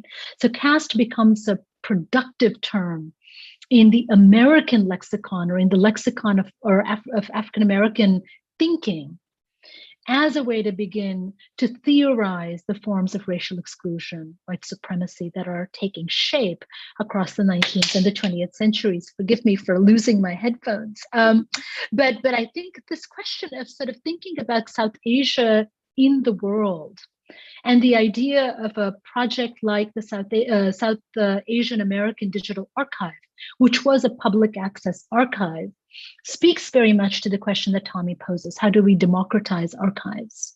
It is through those archives that we began to notice the names of people like Haridas Mazumdar, Krishnalal Sridharani, right? An elaboration of L.L. Rai's work, the work of Gadar and Gadar party members, Hardayal and others, who we also brought and enfolded into our work on Ambedkar and the Finding Aid. So it was not merely kind of working from within, without, but there was a way in which SADA and that archive also made available to us ways of thinking the world that we brought into the space of the university. So that back and forth, I think, is worth mentioning, and the really important role and the place of SADA and those archives The second is, where do we stand between imagination and kind of critique or thinking as historians? And one feels torn. I am invested in the archive. I am invested in the modes of knowledge that the archives make available. And the one thing that we know that historians don't tend to do is, that, we keep talking about the fact that the archives keep us honest. Right. So where is imagination and where is that kind of critical work of archival knowledge formation? And I think this is an open question. And the third, very briefly, that I want to mention, and something that Tommy has brought up, is the place of Columbia University and the kind of training that it provided and produced for some of the people that we've talked about. And Tommy has mentioned Osborne, has mentioned Grant, certainly Ambedkar is also a certain, is an alum who's carrying forward a certain message or a certain form of training that the university produces. But we also know about the Columbia University's history department and the Dunning School and the long life of the Dunning School. The fact that Du Bois in 1915 writes Reconstruction and its benefits. This is the first and only, across the 20th century until the 1980s, it is the only article produced by an African American in the American Historical Review. The next person who comes in and produces an article in the AHR is John Hope Franklin, I think, who comes back and also writes about Reconstruction, to Vic's point about the reinstatement, return, reiteration. Right. And this, I think, is very, very important in thinking about the history of disciplines, but also the history of departments, right, as they exist now at the university, and to that ethical problem of what does one do with this kind of knowledge, right? How do we actually both acknowledge, live with it, and, excuse me, do something else with it? This is, I think, a really profound question. Excuse me. I'm going to move to Vasundhara now. And Vasundhara is going to actually speak about acts of, I think, imagination and also of affinity and solidarity that take us outside of the Ambedkar archive. So thanks, Vasundhara. Hi, thank you so much for having me. It's so wonderful to be in this space and to hear all these ideas about that stemmed out of this incredible work and all the different dimensions and openings that have been offered today. I will kind of be going in a completely different direction to the archive of a Japanese American activist called Yuri Kochiyama, who was active, who went through the Japanese internment that took place during the Second World War, moved to Harlem with her family, and established an incredible archival practice that I think speaks to the questions that have been raised today about place, environment, relationships, ephemerality, and how they can affect one's political imagination. So let me begin my presentation. I'll start with a quote from Ambedkar's Waiting for a Visa autobiographical account, where he describes going back to India after being in London and in New York. And he says, my 5 years of staying in Europe and America had completely wiped out of my mind any consciousness that I was an untouchable, and that an untouchable wherever he went in India was a problem to himself and to others. But when I came out of the station, my mind was considerably disturbed by a question: where to go and who will take me? And so the university and his travels here appear as a space of belonging, right? And so it's on these spaces of belonging and the work that goes into cultivating these spaces of belonging outside of the university that I'm going to reflect today. I'll start with a quote by Fred Moten and Stephen O'Harney from the Undercommons. The plan is to invent the means in a common experiment launched from any kitchen any back porch, any basement, any park bench, any improvised party every night. In the early 60s, on 125th Street and Lenox Avenue, New York City, there stood a diner called Thomford's, where Harlem's radicals got their ice cream fix. Waitress Yuri Kochiyama remembered Malcolm X at Thomford's holding court over a banana split. The middle-aged waitress's presence at the parlor had certainly increased the footfall. Almost everyone who walked in seemed to want to drop her a message. Notepad in hand, tray in the other, pencil behind her ear, Yuri whizzed around, taking orders for urgent movement information to pass on with a side of ice cream. Jamal Joseph, one of the youngest members of the Black Panther Party, recalled Yuri slyly slipping him tuna sandwiches when times were rough. In the absence of phone or email, the budding Harlem activist had begun to function as the, quote, internet of the movement. The establishments she worked at in Harlem became movement communication centers, a reliable and much needed resource for Black, Asian, and Puerto Rican movements taking place in the revolutionary era of the 1960s and 70s. Few would have guessed that a friendship would develop between Thomford's most famous patron, Malcolm X, and Mary Yuri Kochiyama. Fewer would believe that nearly 4 decades later, on the same street as Thomford's, a mural would be painted commemorating this friendship. In the mural, Yuri and Malcolm are side by side, giving speeches surrounded by commingling movements from Puerto Rican independence to Black Lives Matter, all splattered across various signposts. And there's a quote from Malcolm that reads, quote, "The only way we will get freedom for ourselves is to identify ourselves with every oppressed people of the world," end quote. The mural is a community effort to commemorate and inscribe in Harlem's public history Yuri and Malcolm's friendship as a symbol of international solidarity. And so the reason that I start with that is to place Yuri in Harlem, but also to describe, to kind of take us outside of the university as where the archive exists, to kind of refer to an archive that was formulated in a movement and was very much a part of the movement.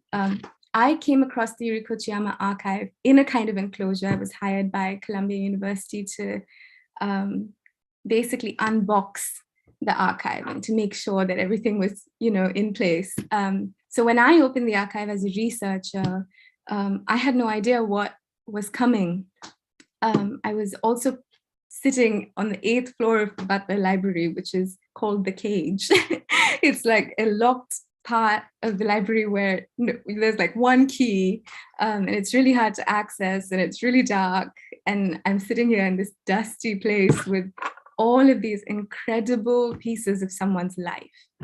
And so what was really important for me as a researcher in that moment, because I was occupying these dual positionalities of the research and the archivist, was to really think about place, and what role the archive played in placemaking in Harlem. And so I kind of thought about this book that has always been really important to me, called This Bridge Called My Back by Sherry Moraga and Gloria Anzaldúa, where they define a, quote, theory of the flesh that prefaces entering the lives of others.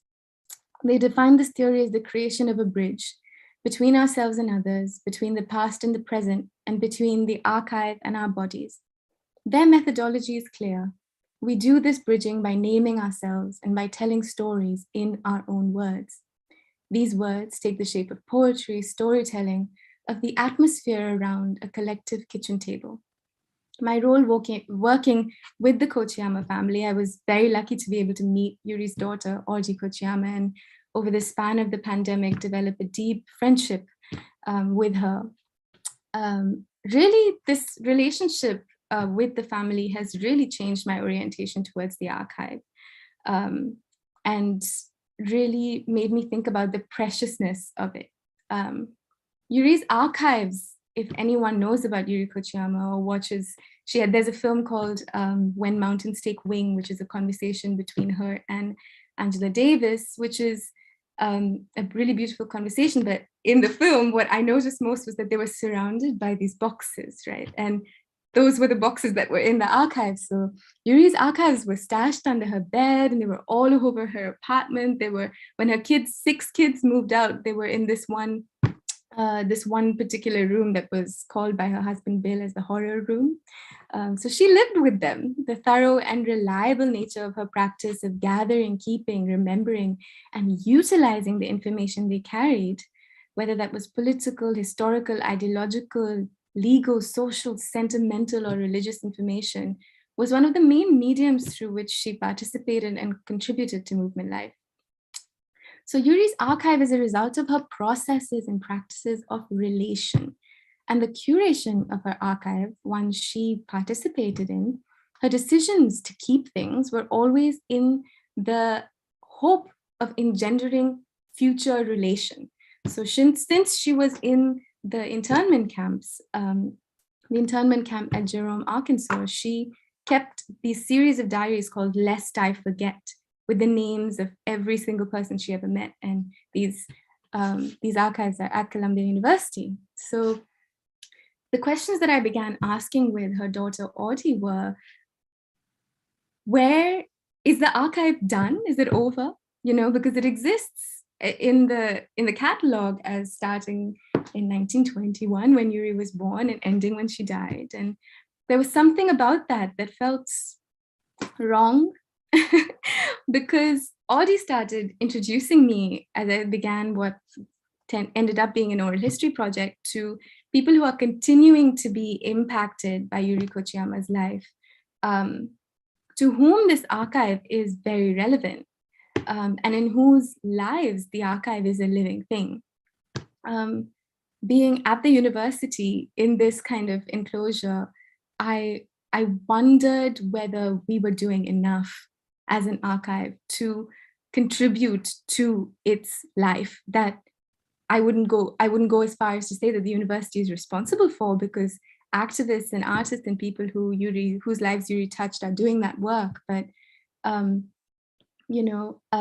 do we interrupt the categorical frameworks through which archives such as Yuri might be, quote, stripped of their potential to be circulated in the present?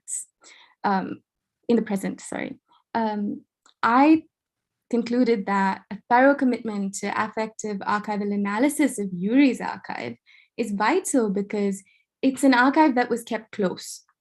Yuri's relationship to her own archive, which is also an archive of the collective that made up her life, demands an iterative response from the reader, one that takes seriously, mimics and responds to Yuri's own tactile, haptic, constant and close relationship with its material forms. So thinking about how the archive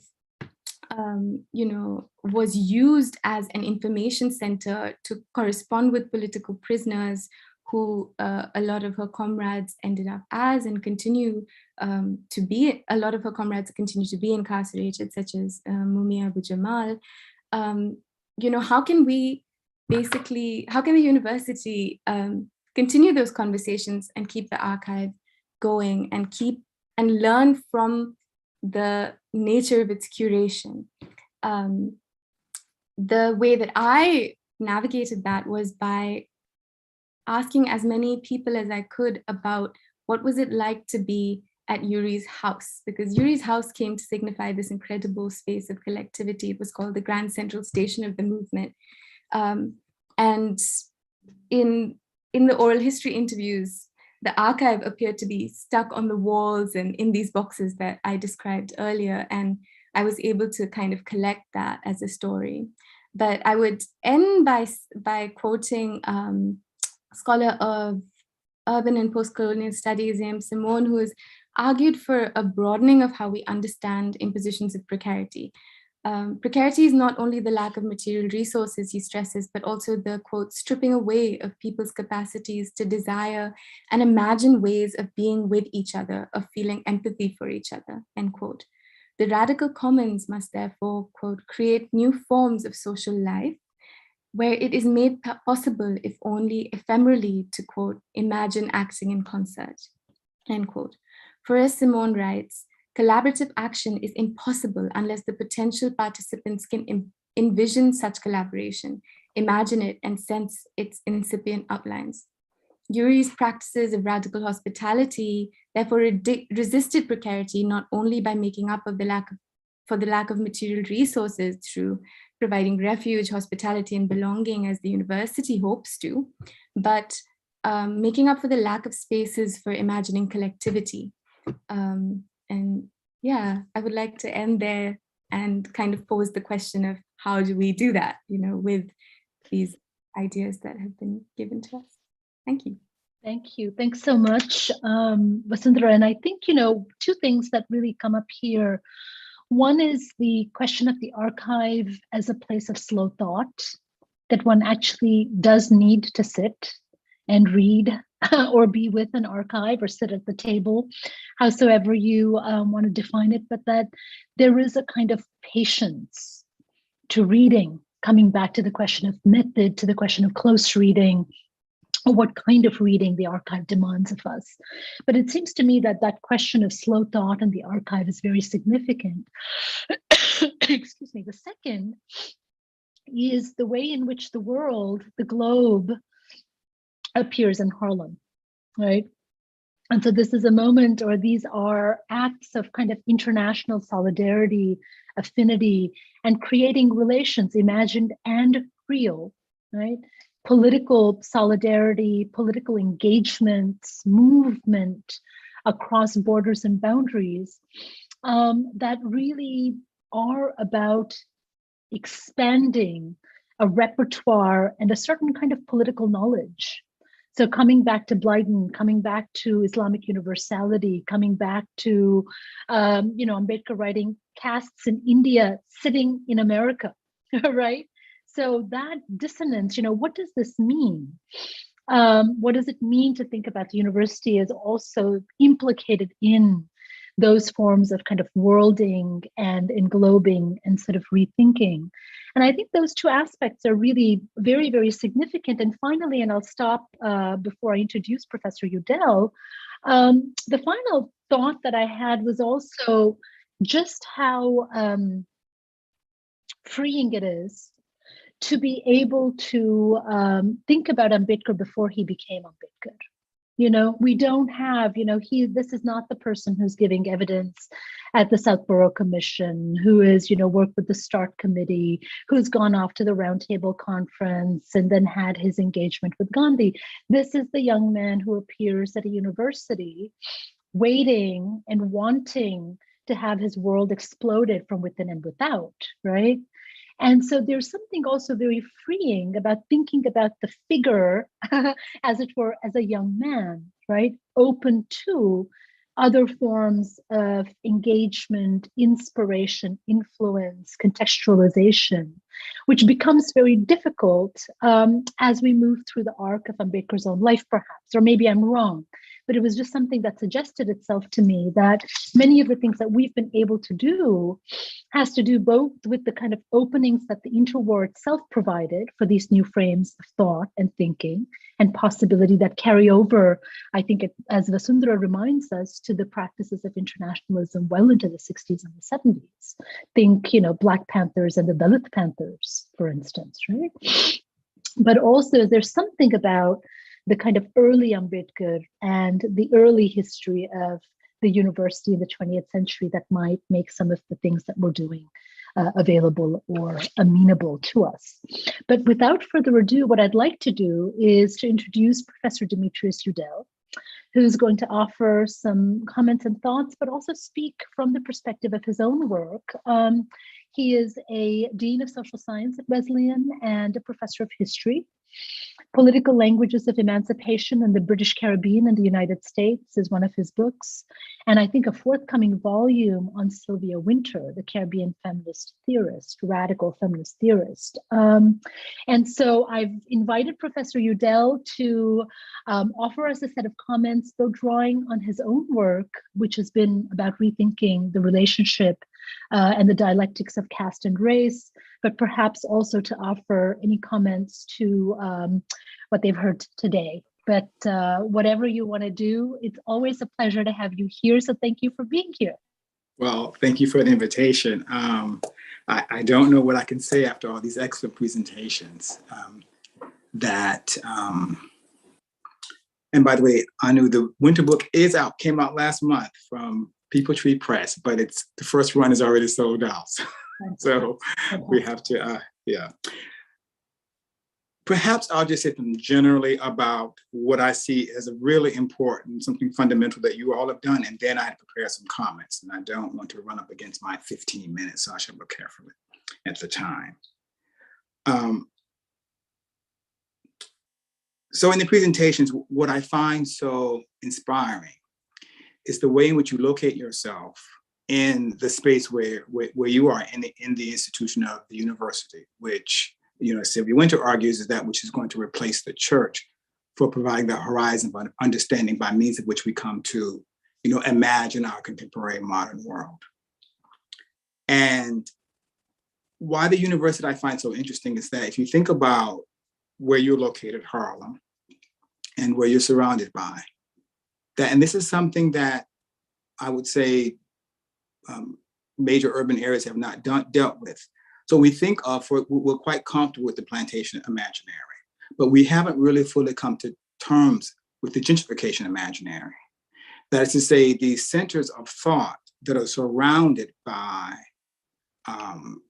the archipelagos of poverty, and the ways in which this has not become a central element of their own thinking, right? How to come to terms with this. And it's therefore interesting when you talk about gentrification, because if you think about San Francisco, Los Angeles, New York City, these are all run by Democrats, right? And yet there is no real mass intellectuality in terms of how we're going to, we have this, there's this openness, they're all liberal, but the idea of who can actually live there and how they get to be able to live there remains a question, and a question that they don't seem to have any answers to respond to. That's what I'd say sort of generally. I have a lot of notes, but I also prepared some comments that I want to share with you today. So when I initially learned of the provocative title of this conference, the first thing that came to mind was the US historian and Columbia University professor, to keep it local, Richard Hofstadter's 1963 Anti-Intellectualism in American Life, which was about intellectualism as much as it was about anti-intellectualism. Indeed, our contemporary moment seems to be defined by this very tension, most readily visible in one example, in the pace with which the COVID-19 vaccine was developed on one hand, and then on the other, its inequitable distribution, both nationally and globally, which continues this together with the questioning of medical expertise and the efficacy of the vaccine. Here one can evoke Hofstadter's other seminal work, The Paranoid Style in American Politics, which he authored in 1964 after Barry Goldwater received the Republican Party's presidential nomination, and which remains relevant, I would argue, for understanding what we call right-wing extremist politics. Recently, this mass intellectuality has engaged the issues of race and caste in ways that seem unprecedented. Here I refer on one hand to Isabel Wilkerson's recent book, Caste, The Origins of Our Discontent, in which she examines three systems of caste that have stood out in history: that of Nazi Germany, the millennia-long caste system of India, that's a quote from her, and the race-based caste pyramid in the United States. Indeed, with regard to the latter, she stated, race does the heavy lifting for a caste system that demands a means of human division. The other contemporary reference that conjoins race and caste in public discourse is the recent move on some college and university campuses of the addition of caste as a protected category against discrimination, in one instance being listed right after race and ethnicity in the policy statement of California State University, which most recently joined Brandeis, Harvard, Colby College, and the University of California, Davis. According to one Cal State student, he left Nepal for the United States in order as a Dalit to escape caste hierarchy, only to re-encounter it at the university. The recent public engagement, to phrase it diplomatically, as it has also become the source of vigorous scholarly debate and in some sectors an absolute polemic, is not entirely new. though there are certain distinctive aspects of what has since the 19th century been the recurrent comparison between the hierarchies of race and those based on caste. As is fairly well known in scholarly circles, the Massachusetts Senator Charles Sumner gave a famous lecture in 1869, where he used caste as a lens to understand what could be characterized today as racial hierarchy. Indeed, he also noted that no other contribution from the initial encounter of the Portuguese has been so enduring as the word caste, which has been adopted in other languages of Europe where it signifies primarily the order or ranks of India, but by natural extension, any separate and fixed order of society in other countries. Thus, these recent interventions can be located in this intellectual genealogy, where the enduring word of caste has been compelled to perform tremendous political and imaginative work. In the case of Sumner, caste enabled his critique of caste and race-based domination. As he argued, here the caste claiming hereditary rank and privilege is white. The caste doomed to hereditary degradation and disability is Black or yellow. And therefore the white man is a superior caste, not unlike the Brahmin, where the Black man is an inferior caste, not unlike the Shudra, sometimes even the pariah. Like the word caste, the term pariah, Sumner further noted, was another term imported into familiar usage to signify generally those on whom society has set its ban. However, at the same time, Sumner's analysis also served to reinforce a colonial and racial self-description, one that viewed caste as foreign, outmoded, and an artificial description born of impossible fable. Given this understanding, it became the US mission to bring light to the world, invoking another tradition with which much of the world continues to struggle, US exceptionalism. In Sumner's words, progress here prefigures progress everywhere. Anti-caste assertions had to undertake this work for Sumner and others until the mid-20th century, when the word racism became part of our lexicon. Whereas the term race, a neologism, which has no roots in classical and medieval Latin, nor exists in Greek, has been found to have been used in the 15th century in Middle English and Middle French in reference to hunting, dogs, and indeed descent, i.e. nobles. Racism is of more recent invention and initially did not at all refer to Blacks. The OED credits a 1902 speech by Richard Henry Pratt, the superintendent of the Carlisle Indian Industrial School, with the first use of English of the term racism. Among other works cited, the OED references Lawrence Dennis's 1936, The Coming of American Fascism, The Crisis of Capitalism, as well as 2 years later, the German physicist and sexologist Magnus Hirschfeld,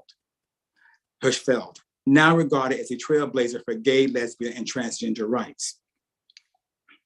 In 1949, UNESCO issued the Universal Declaration of Human Rights, which declared that all human beings are born free and equal in dignity and human rights. Reporting on this publication in its newsletter Courier under the headline Fallacies of Racism Exposed, the UNESCO Declaration encapsulated what would over time become the paradigmatic liberal approach that exposed racial discrimination and racial hatred as unscientific, false, as well as ugly and inhuman. As conceptual frameworks that employed racial hierarchy as a heuristic device began to emerge in the 1930s, the analogy of racial and caste domination was embedded in US social sciences. It began to emerge in the 1930s, most famously at the University of Chicago under the direction of Robert E. Park.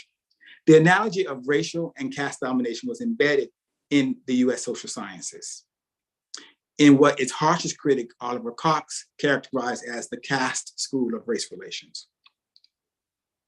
Cox directed his critique in particular to Gunnar Myrdal's An American Dilemma, which indeed is infused with liberalism.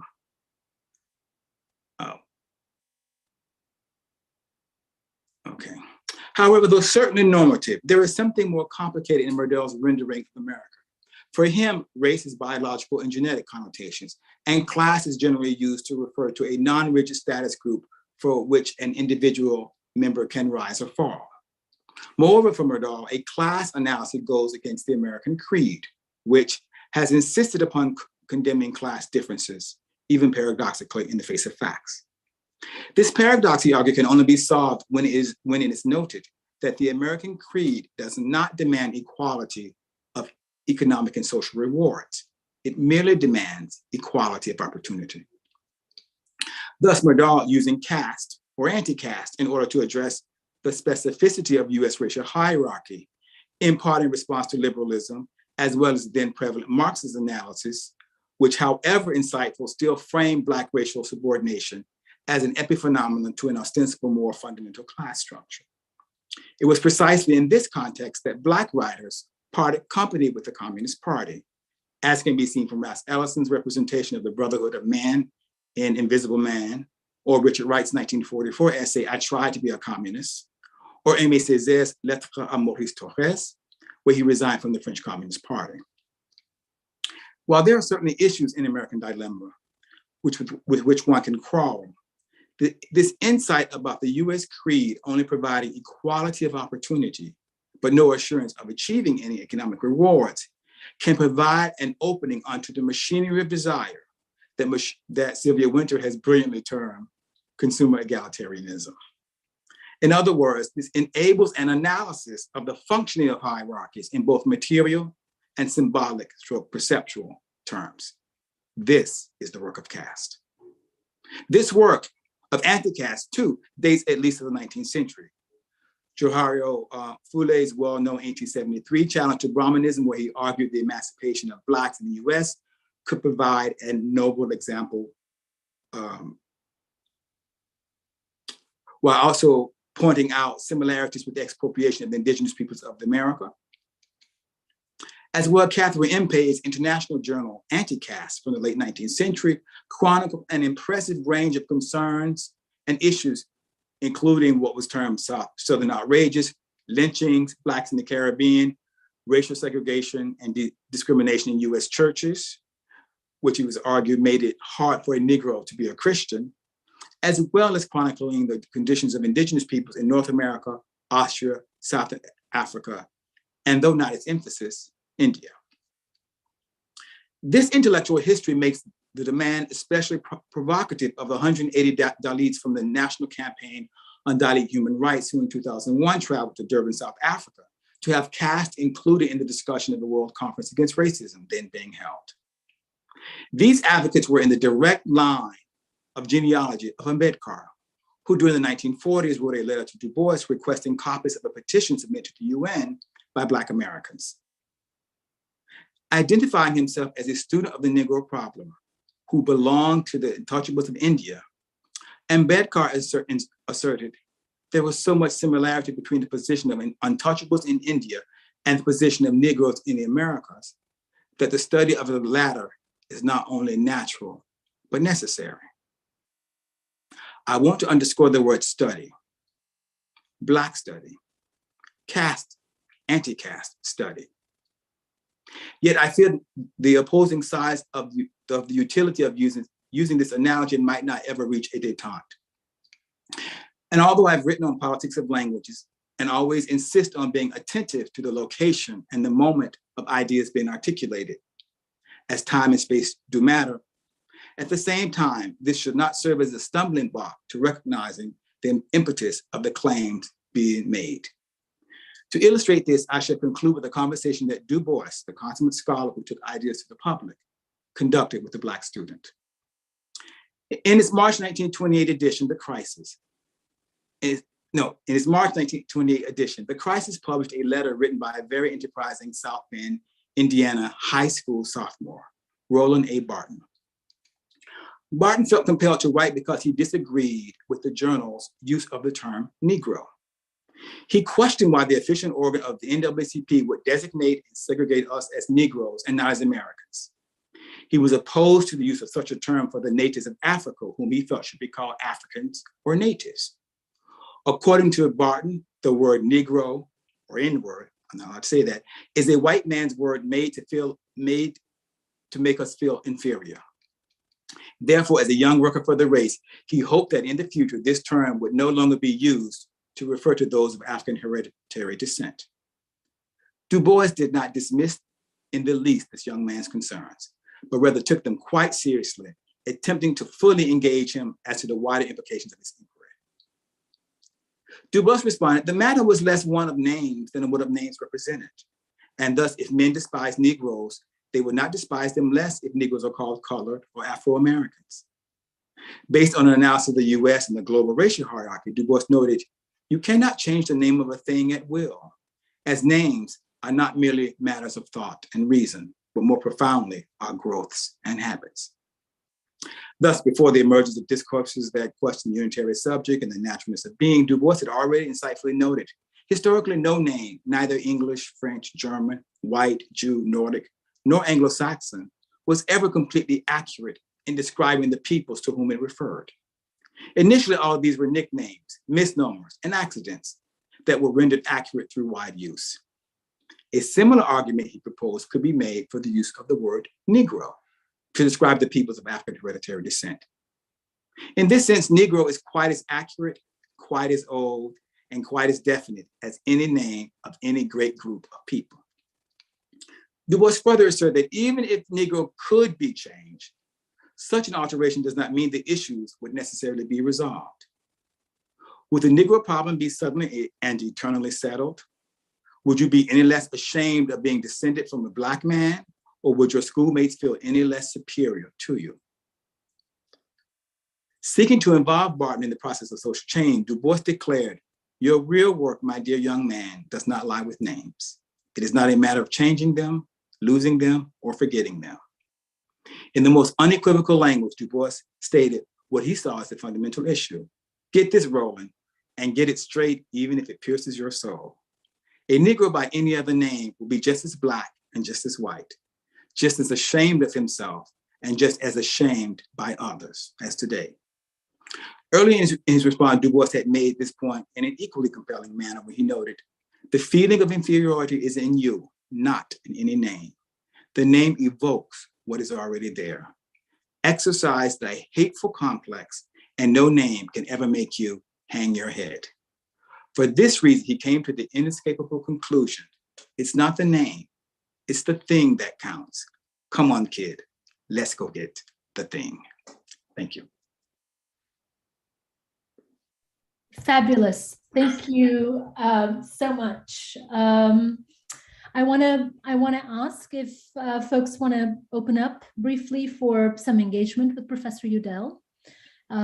Maybe we could take a couple of questions at a time. I will merely recognize hands or see if there's anyone in the Q&A who wants to pose a question, but please feel free.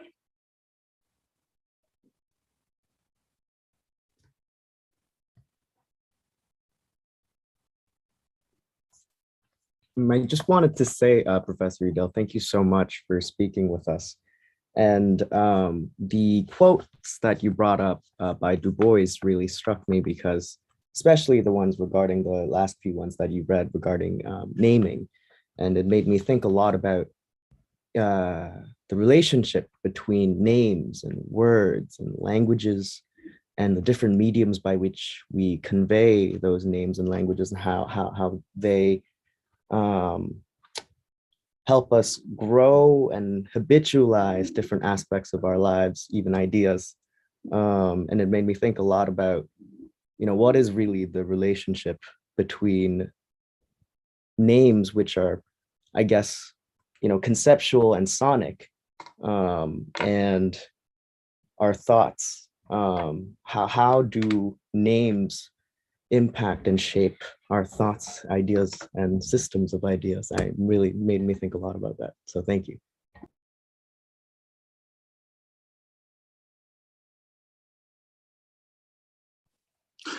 As humans, we use language to construct our social realities. This is how we are, unlike organic forms of life. We're a storytelling species. We tell stories. We imagine our societies, and then we live in those societies that we've imagined. But of course, these are not, just ideas. They have facticity, they have materiality as well. And so I was trying to get at that tension there because I am a student of language and how names matter, for example. I prefer very strongly Black to African American, right? And to me, that's actually very important. So I'm always having to fight, not anymore since Black Lives Matter, by the way, with publishers to use the term Black. For my book, I had to literally write a long expose why I want to use the term Black and why I want to capitalize it. That had to be a struggle. There's no longer a struggle. Even the New York Times now we know is capitalizing Black, right? So these names actually really do matter.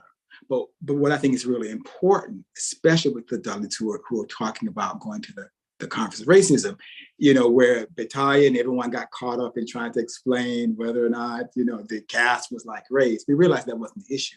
The issue is these people were catching hell. Can we bring an end to that? Right? That's really the issue, right? And that's what I think Du Bois is partially saying. So it is not by any means to minimize. My whole life, my whole career has been based on language and Black intellectual thought. So I definitely would not do that. But I think also it is to recognize this tension, right? Yeah, absolutely. I'm sorry, was there a question? I wondered if I could piggyback on that and ask you two things. One, if I understand you correctly, the kind of longer history of caste and casta that you provide is suggesting that that's actually the universal and not race, even though we have a kind of long history of arguments about race and Enlightenment thought. So there seemed to be one, there's a way in which you're kind of, challenging that history, and I'm happy to go with it, but I'd like to hear a little bit more about it. That actually there is a way in which, again, to the question of naming and what's hidden and fugitive and what's kind of, open and available, that caste perhaps opens up a more complex way of thinking, apartness, the minority, the minor, what is fissioned off, etc. I mean, this is Ambedkar's point in Caste in India, right? Where he says that you cannot actually compare caste and race. And the argument there for him is that caste is a more profound form of both inequality, hierarchy, and kind of an existential degradation, precisely because it is about the one that constantly produces the many, right? Whereas race, he tells us, is about the many trying to come together in some kind of a unity. I mean, that's the argument there. But I just wanted to ask you where you're going with the kind of reverse genealogy or the kind of counter reading that you're providing about the word histories of race and caste. That would be one. And then the second, I guess, would be there's the Du Bois who's making an argument that names don't matter. There's also the reading of Du Bois, for instance, named Chandler's argument about the ways in which the Negro as a problem for thought is a profoundly new political subject, right? Through whom the very problem of America bears thinking, right? So it's about a kind of, problem of historical ontology, if you will. And I wonder how you might respond to that, or to Ambedkar's own renaming practices. The Dalit is a new subject. Right? It's a subject, it's an ethico-political subject, as I've argued, that is profoundly new. And that newness carries great intellectual force, to your point about, intellectual histories of words and concepts. I'll take the second one first. I think that, and I don't disagree with any of that. I mean, I think that's sort of what I think I was in response to Tommy's question, talking about this tension. That is, Black, the term Black, when it comes up against Negro, against colored, was a profound transformation. It enabled Black studies, Black aesthetic, these kinds of things. And so it was that revolutionary moment where you took that which was negatively marked and then you revalorized it. So we've seen that with queer, we've seen that with other terms as well. And that's a profound and sort of very powerful emancipatory thing to do, right? And I think that you have to in a way you have to have a name for the subject position in which you're trying to, that is actually the basis, kind of a starting point that you have to have. So I'm not trying to argue against that, but I think that there's something about the whole dialectic of this analogy that troubles me in that it keeps, so Wilkerson's book, and you think, oh God, here we go again, right? So that at some point, I guess it's a question of diminishing returns. At some point, when does it know? You see where I'm going with that, right? So I'm not saying that these things are very important, right? But it is at some point then that it becomes an alibi for actually not dealing with those systemic issues. Right. To your first point, so as always, you go to the fundamental issue when I've tried to circumlocute. And calling me out. So part of the issue is I haven't worked all of this out, but you see my instinct, right? Because I am too, like Gernot Mordau, who memorized slams, trying to get around liberalism and Marxism. So how do you do that, right? And I think that caste helps us to do that. It helps us to think about something beyond just the purely economic and beyond the liberal humanist sort of autonomous, willing subject. Because humans are, in a sense, produced. We produced ourselves, but we are also produced. We are born into discourses. We are born into these societies. And so that's why, in fact, I was always attracted. When I began, I started teaching, probably for some of you were born, in late 90s at The Ohio State University. And at the time, there was a new course there called Theorizing Race. And, I was fresh out of graduate school, then had lots of energy and lots of ideas. And so I had this whole thing on, had music in there, a question of sexuality, had all different kinds of topics. But I also had a reading on caste. So this is, and I know the book because my colleague, Vijay Pinch, I actually found it recently last summer, going through it was a book on the Untouchables. It's a thin book, black and gray cover. You would all know it. I can't remember it anyway, but I had that on the syllabus. So that said to me, there was something that was instinctive to me about this without having any conversations with anyone about this. I came across this, I read it, and that was before I had encountered Ambedkar. So it has always been something that I have felt was fundamental to me, that was fundamental to helping me understand race. And it is this question of descent. It's endogamy. It's that excellent presentation we had on gender about the ways in which it enables the reproduction of because as you also have that in slaves. Remember now, what they do in Virginia is they switch the laws from your status being defined by your father to being defined by your mother, right? The Romans call it parta sequitur ventrum. The status follows that of the mother. So that you must produce these gender hierarchies in order to produce the slave population and therefore the sort of the racial hierarchy, right? So this is something that I've always sort of sensed through my reading of caste. Can I also, I want to push you a little bit as well on the fact that, you're a historian of the Caribbean. And I wonder how much the openness to thinking about caste and race has to do with the fact that you're not just a historian of the United States, but that the Caribbean, there's Rough Trio, but also the Caribbean and other spaces are indeed the ground where race and caste meet, even if we think about the histories of indenture in the 19th century and so on, right? So the very complex interleaved hierarchies, it's not just one, right? There's hierarchies of gender, there's hierarchies of occupation, but there's the race caste kind of hierarchies that don't sit well and easily with each other.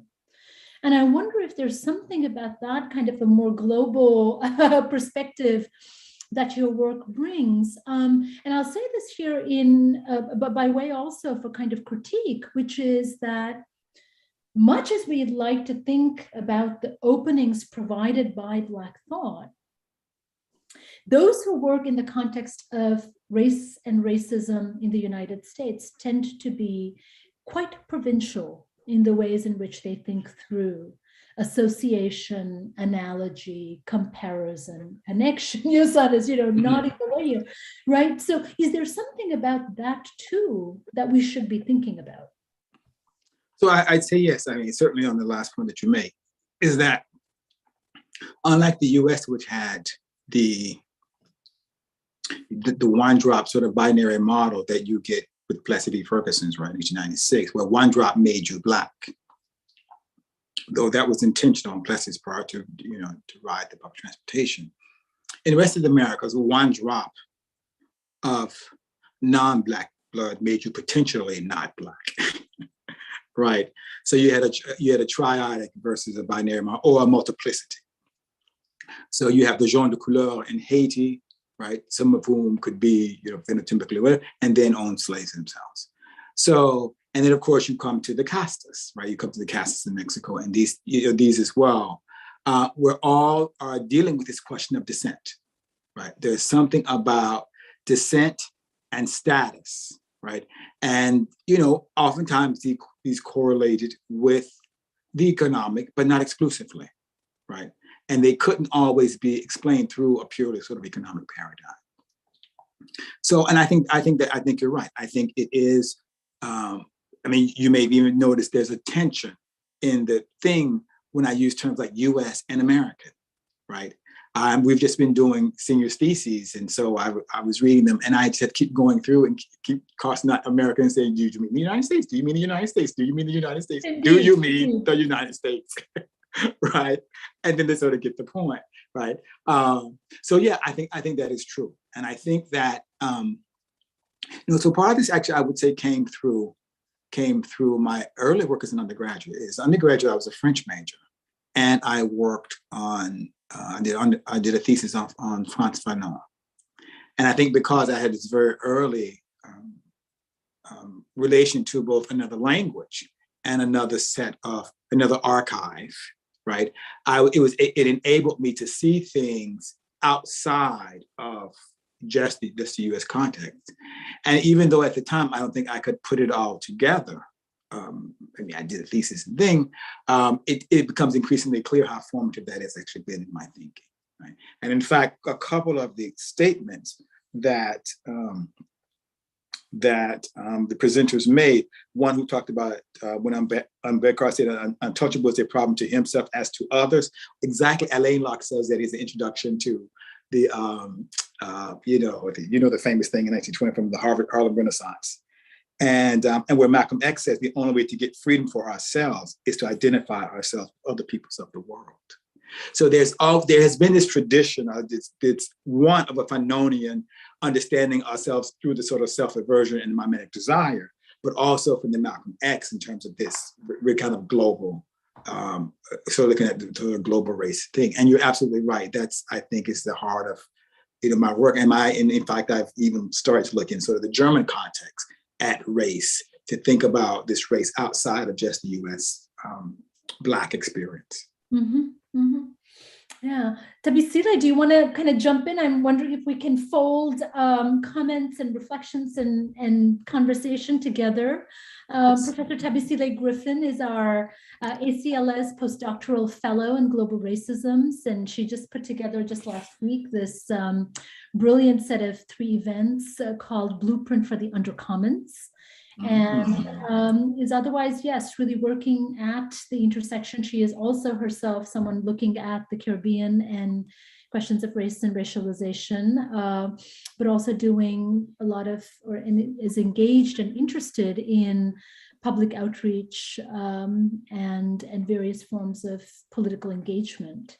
So Thabisile, do you have some thoughts? Ooh, that's tough, Anu. There was so much. All right, it's boil it down, which you can't do. These were so good. No, absolutely. Well, I really applaud your uncanny ability to, beautifully sum up each person's presentation.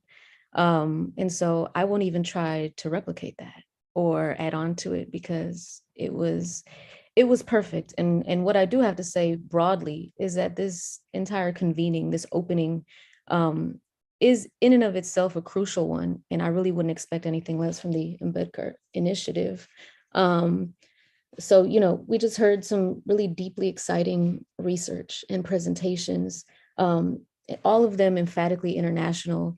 But what I noticed, which, from the outside looking in, just so you all can have this kind of affirmation, is that the way you all approach your work is both gentle and respectful in your curiosity, but also firm in your convictions, which in and of itself is fugitive scholarship. you know?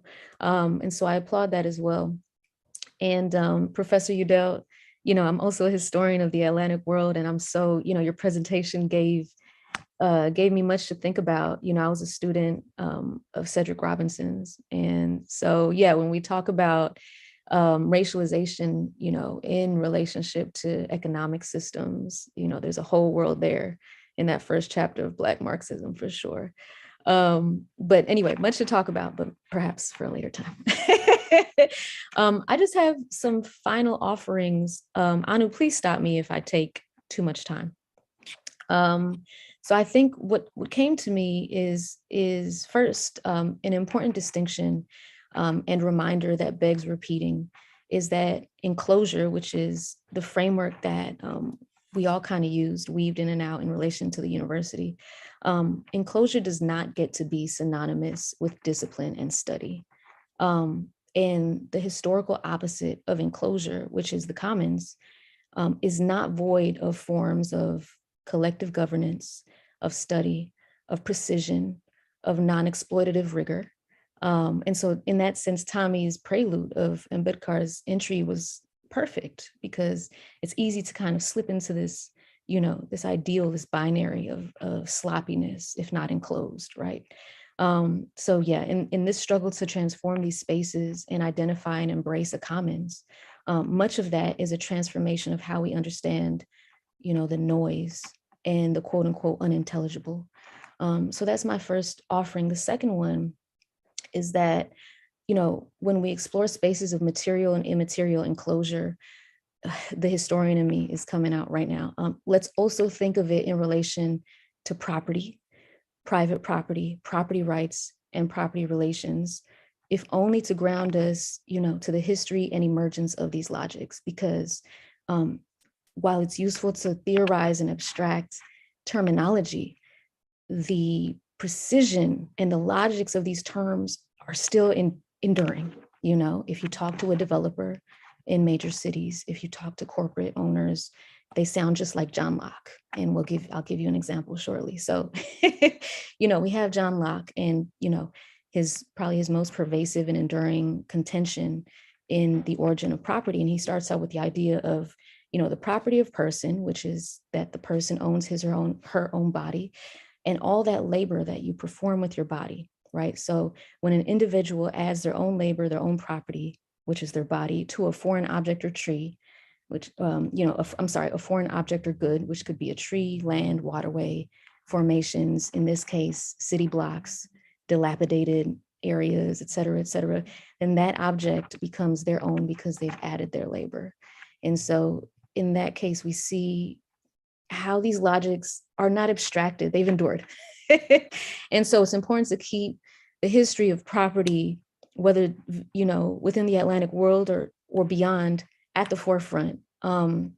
Because this, of course, means that, you know, in the 17th century, the 18th century, the origin of private property and property rights within the Atlantic world, they were fundamentally selective, obviously, and they were built upon racialization, built upon a market of kidnapping of African people and enslavement, built upon the necessity to legalize human beings as property, as chattel. And so in that, you know, in the keeping of that logic, you know, we recognize there persists such a predetermined and idealistic view of property rights and property.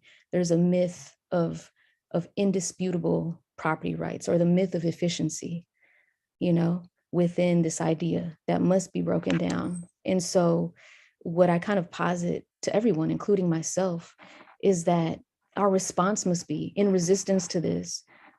We need to understand that the situations that are cataloged as examples of, you know, a lack of definition of or term, you know, a lack of efficiency, are actually attempts to govern or share or live differently against private property, an existence of a variety of ways to go about living and relating to each other. And then, and again, Anu, please stop me if I'm talking too much. Alongside histories of property, I also want to suggest there's great utility in interrogating histories of the private and public. So everybody's, you know, presentation was so rich. And then, you know, what caught my ear was Samantha's, you know, the history of the public corner, the Black public space, right? These lecturing, the, informal or formal intellectualism that happened there. So in thinking about the development, the emergence of the public and the private, how and when and why did the idea of the public, quote unquote, emerge, is crucial. For example, in St. Vincent, in the Leeward Islands in the Caribbean in the 1790s, the idea of the public emerged at the same time as the police emerged on the island. And both of these institutions emerged in response to peasant white European tenants on the island joining forces in solidarity with the Black indigenous militant group that were hell-bent on kicking out the British administrators on the island, right? So this is when the public came about, the quote unquote public. So what I'm suggesting is that the study and the knowledge of the history of these terms is incredibly, incredibly useful. And that's just one example, small island, small but large. And so, I'll end that point with, Peter Linebaugh has a really good essay called Enclosures from the Bottom Up, I believe. And in it, he calls us to pay very close attention to commoners, pay commoners more mind. He says, since we are on the verge of losing our world, commoners in history and commoners that practice this kind of relationship to land are of urgent concern. We need to really look towards them.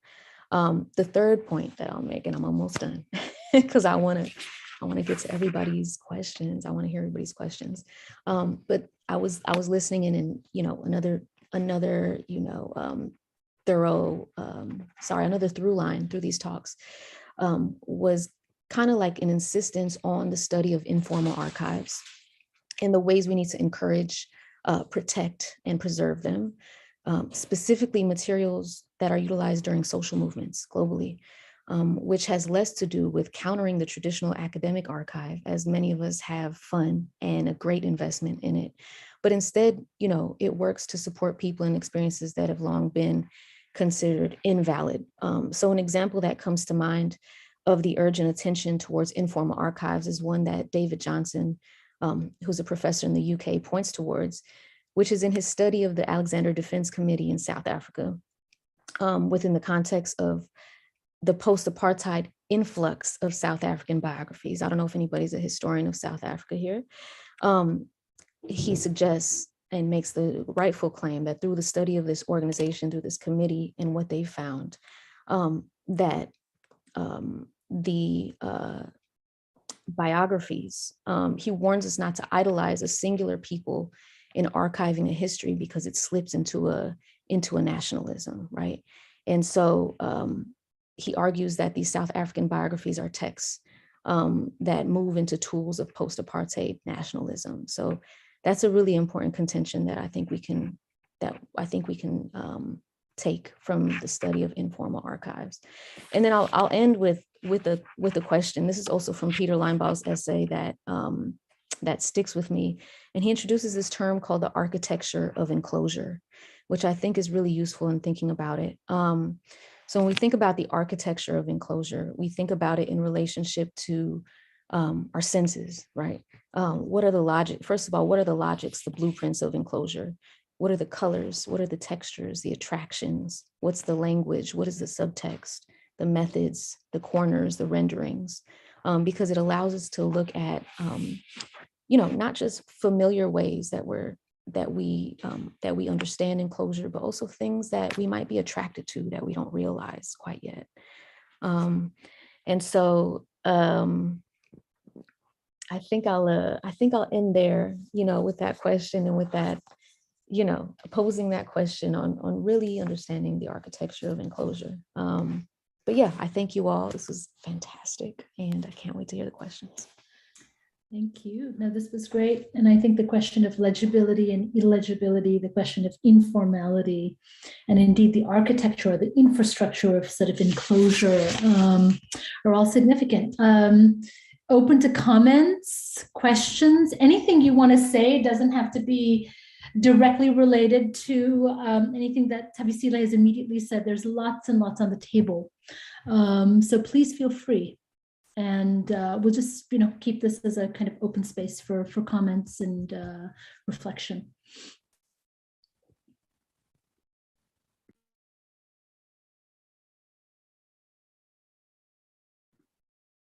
including critique.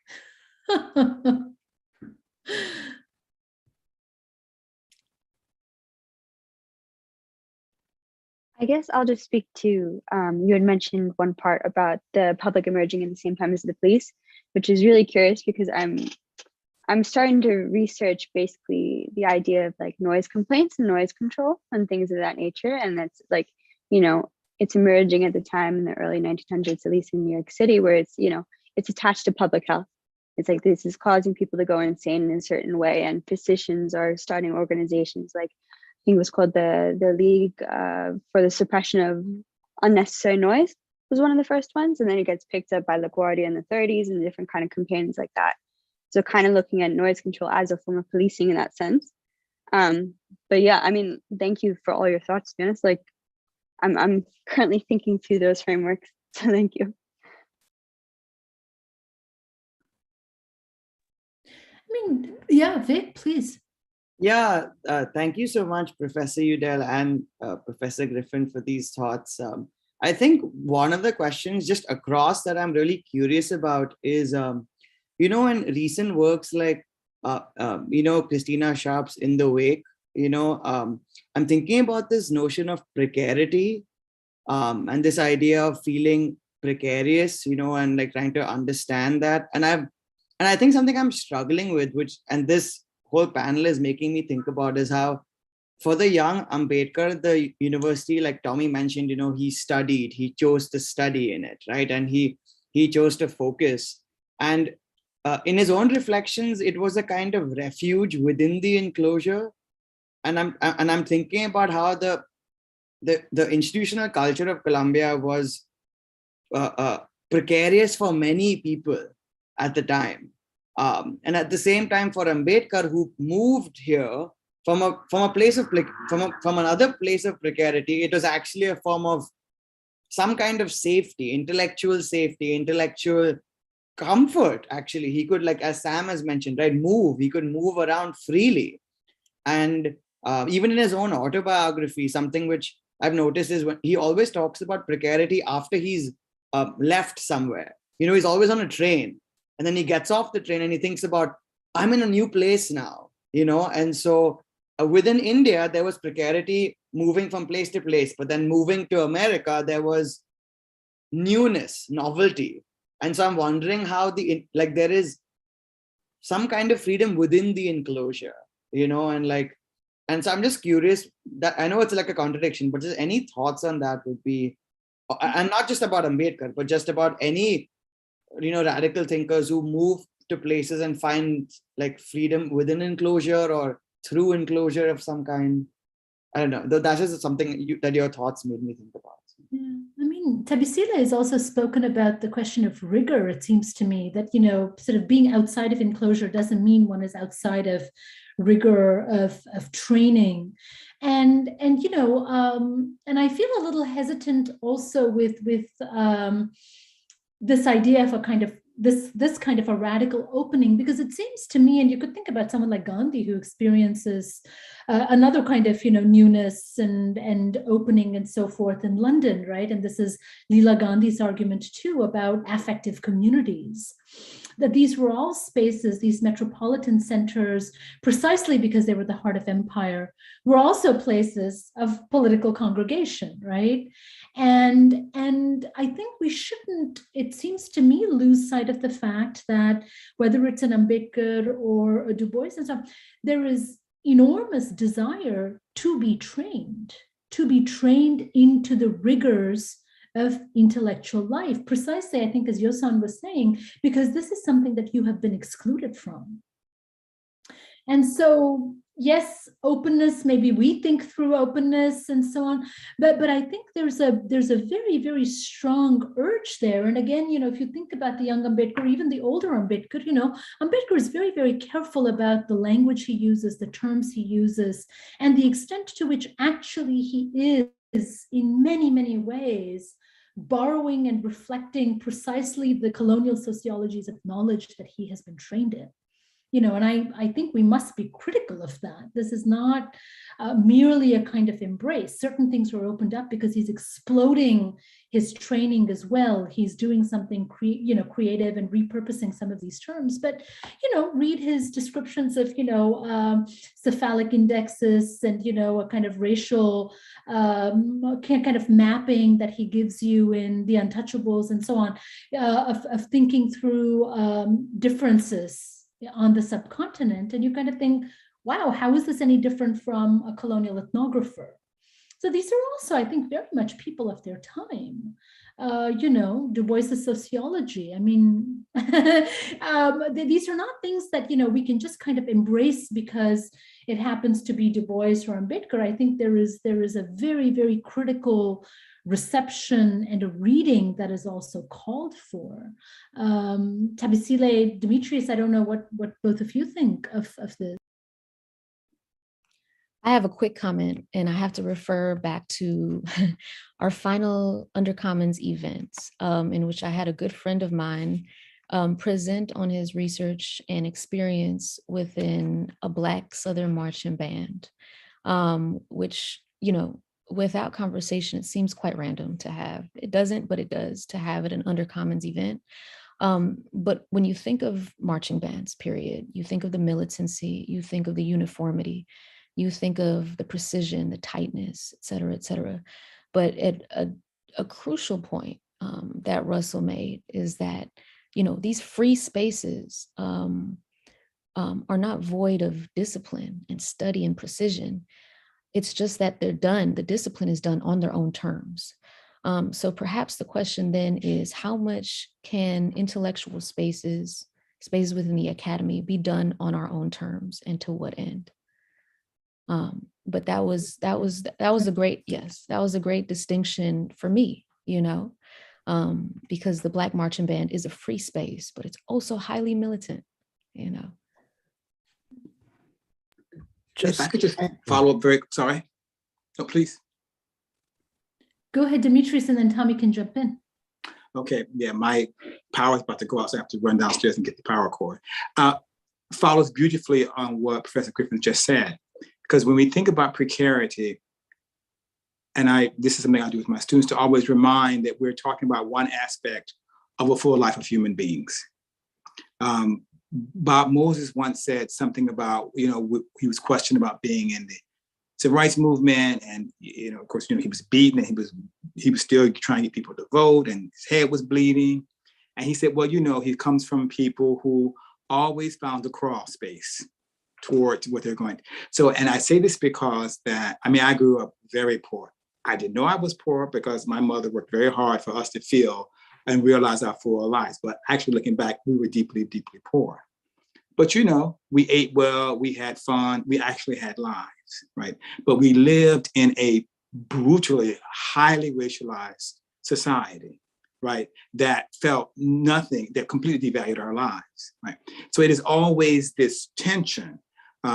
I love Orlando Patterson's Slavery and Social Death, and it's brilliant, but he never tells us what social life is. Did the slaves actually also have social lives? And of course, as we know, they actually did. They had full lives. They gave us our music, they gave us much of our food, they've given us much of our language, right? And it's not to celebrate that subordination, but it's actually to kind of acknowledge that this precarity, there's always this tension operating. Yeah. Professor Udell, your point on precarity being just one aspect of a person's life, I think, just made me think of a lot of things. And I think the whole theme of this roundtable, mass intellectuality, when we think about it, I think it's important for us to remember that the precondition or the prerequisite of mass intellectuality is really critical pedagogy. It's really dissolving the boundaries and the enclosures that divide us. And I think that point on social life is such a profound point, because even when we think about folks like Ambedkar, for example, in the Ambedkar Initiative, when student researchers like myself go into the archives and look at Ambedkar as a figure, we tend to kind of confine him in categories like the student, categories like the economist or the political thinker, et cetera. And I think it's important for us to realize that we're only getting glimpses into one person's life at one point in time and space. And in order to approach truth, we may never arrive at it, but in order to approach it, we need a diversity of perspectives on that figure, whoever we're researching. And I think that's what kind of, it parallels what you were kind of pointing to in terms of, I think, social life versus social death and precarity versus, non-precarity. So thank you so much for that point. Could I say something? Yes, Just going off of what Tommy said and also of what Professor Udell said about precarity, but also this idea of social life that is found within social death. And I was just thinking about everyone's presentations on the idea of the archive and how the archive represents like written and historical records and facts. And I was thinking of this quote by Hazel Carby that in this piece that she wrote on National Archives. And she mentions that like when she goes into the archive, she thinks of the archive as like established pathways of enlightenment. And she says that she doesn't land in the light of knowledge, but beneath its surface. And she says that here, the quote is, "In the soil where it began to take shape." She says, "where the roots of enlightenment become entangled with the rhizomes of unreason." So I was just thinking about how, like, the archive represents itself as this official historical written record, but as researchers, as people who go into the archives, what we are always looking for is not necessarily fact, but what lies beneath it. And I think that lying beneath also goes back to this question of method and how method is not necessarily the end all be all. It's not something that's fixed or static. And you can see that through the work of Ambedkar or people like Du Bois, who use method for their own gain. And in a way, then I would guess then maybe it's not method at all. Like it's something more like poetic in that sense, that like the idea of methodology then becomes so undone that what they offer is something completely different. And I think that offering and that ability, I guess, to not officially name something in that way, like creates these conditions of possibility of knowledge that is elsewhere and not necessarily knowledge that is always reproduced within the archive, the university, that always just like this idea of like self-replication, but it's completely undoing these logics. And I think I'm really interested in that like tension of these are the rules that create the systems and institutions that we inhabit, but then how do we take those rules, or how do we come to identify those rules in a way that lets us undo them? And I think also to what Professor Udell was saying about Sylvia Wynter, like she also is thinking about undoing the rules that constitute the world. Yeah, it's just, yeah, a lot of things. I think that's really, no, it's, it's the archives help you see a kind of scaffolding. They allow you to touch a kind of infrastructure. And then I think, Yosan, to your point, they open up, or even I think to Professor Udell's point, what they also do is to open up spaces of a kind of excess that lies, kind of outside of those strictures. And somewhere we need to be able to move between social discipline and social plenitude. And I think that's what Professor Udell is also pointing to, that, and it's that difficult dance of being with both. Thinking discipline, thinking governance, thinking regulation, thinking power, thinking of forms of social death and extinction and annihilation, and also thinking about possibility and utopia and imagination. And I think, as Vasundhara said, sitting around a table, reminiscing and talking and sharing food. And in the context of that also, producing remarkable forms of social life that ought to be remembered and memorialized, right, in some sense, whether through their everydayness or not. But I would like to ask Professor Udell and Professor Griffin if they had any final words and to leave us with their words today.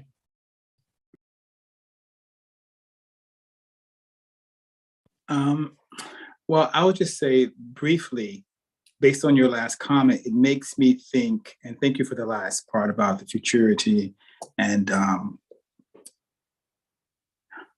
because in a way we have to imagine a world beyond production, beyond labor, because we are within the ontology of Homo economicus, and therefore what we produce is who we are. What kind of jobs we have is who we are. And this is what C.L.R. James shows brilliantly in his discourses on cricket. That there's an alternative way of actually being, where those sets of values are not dominant. And so we see this actually in the arts. That's what the arts, and that's what the music, that's what all these things are actually showing us. It's a different being of being human.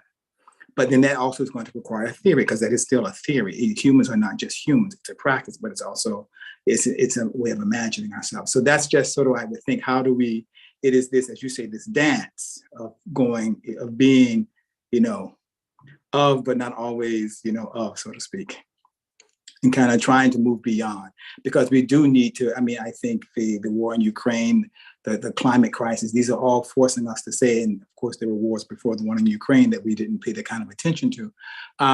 We are going to have to try to imagine another world. And who's going to do that? If not, the university has to be a part of that, if only to tear it down. I think and this is, of course, to ride on the coattail of Professor Udell, but, as at the risk of sounding cliche, I think my final comment would stress the importance of not just challenging institutions or historical systems, but in challenging ourselves, especially in the era where business is hungry for dissonant culture and activist language. So constantly interrogating our own practices of enclosure, our own practices of property relations, the way we relate to each other, our own practices of policing, of hierarchy, of elitism, et cetera, so that we lessen the easy risk of that disconnect. And I think, that kind of challenge gets pigeonholed into like an anti-intellectual one, into kind of like a psychological or philosophical challenge, but in fact, it comes from historical study. It comes from, the knowledge that not only have these institutions emerged, but so have we within this context. And we all need to change. And so I think, all of us as scholars, as critical thinkers, as intellectuals, one of the most powerful things that we can do is to move through this world as transparently, sometimes contradictory, and compassionately as possible, and I think those would be my final words. And I'm lucky to have had mentors that have been just that. So it's not impossible within academia. But thank you all. It happens every now and again, but no, thank you all for these really, sort of remarkable presentations, and my great thanks to Demetrius and to Thabisile for engaging and staying with us. Under other circumstances, speaking to the world we now inhabit, we would have, had some food and drink, and it would have all, again, revived us, speaking of social life, but this is our social life now on the screen. In the interest of greater wellness, I suppose, but it is lovely to see everybody, and I'm looking forward to being able to reconvene, as I said, where we can see each other face to face. So thank you again, and we shall meet soon. Thank you, Anu, and all of you for your excellent papers. Thank you so much. Thank you. Thank you. Thank you.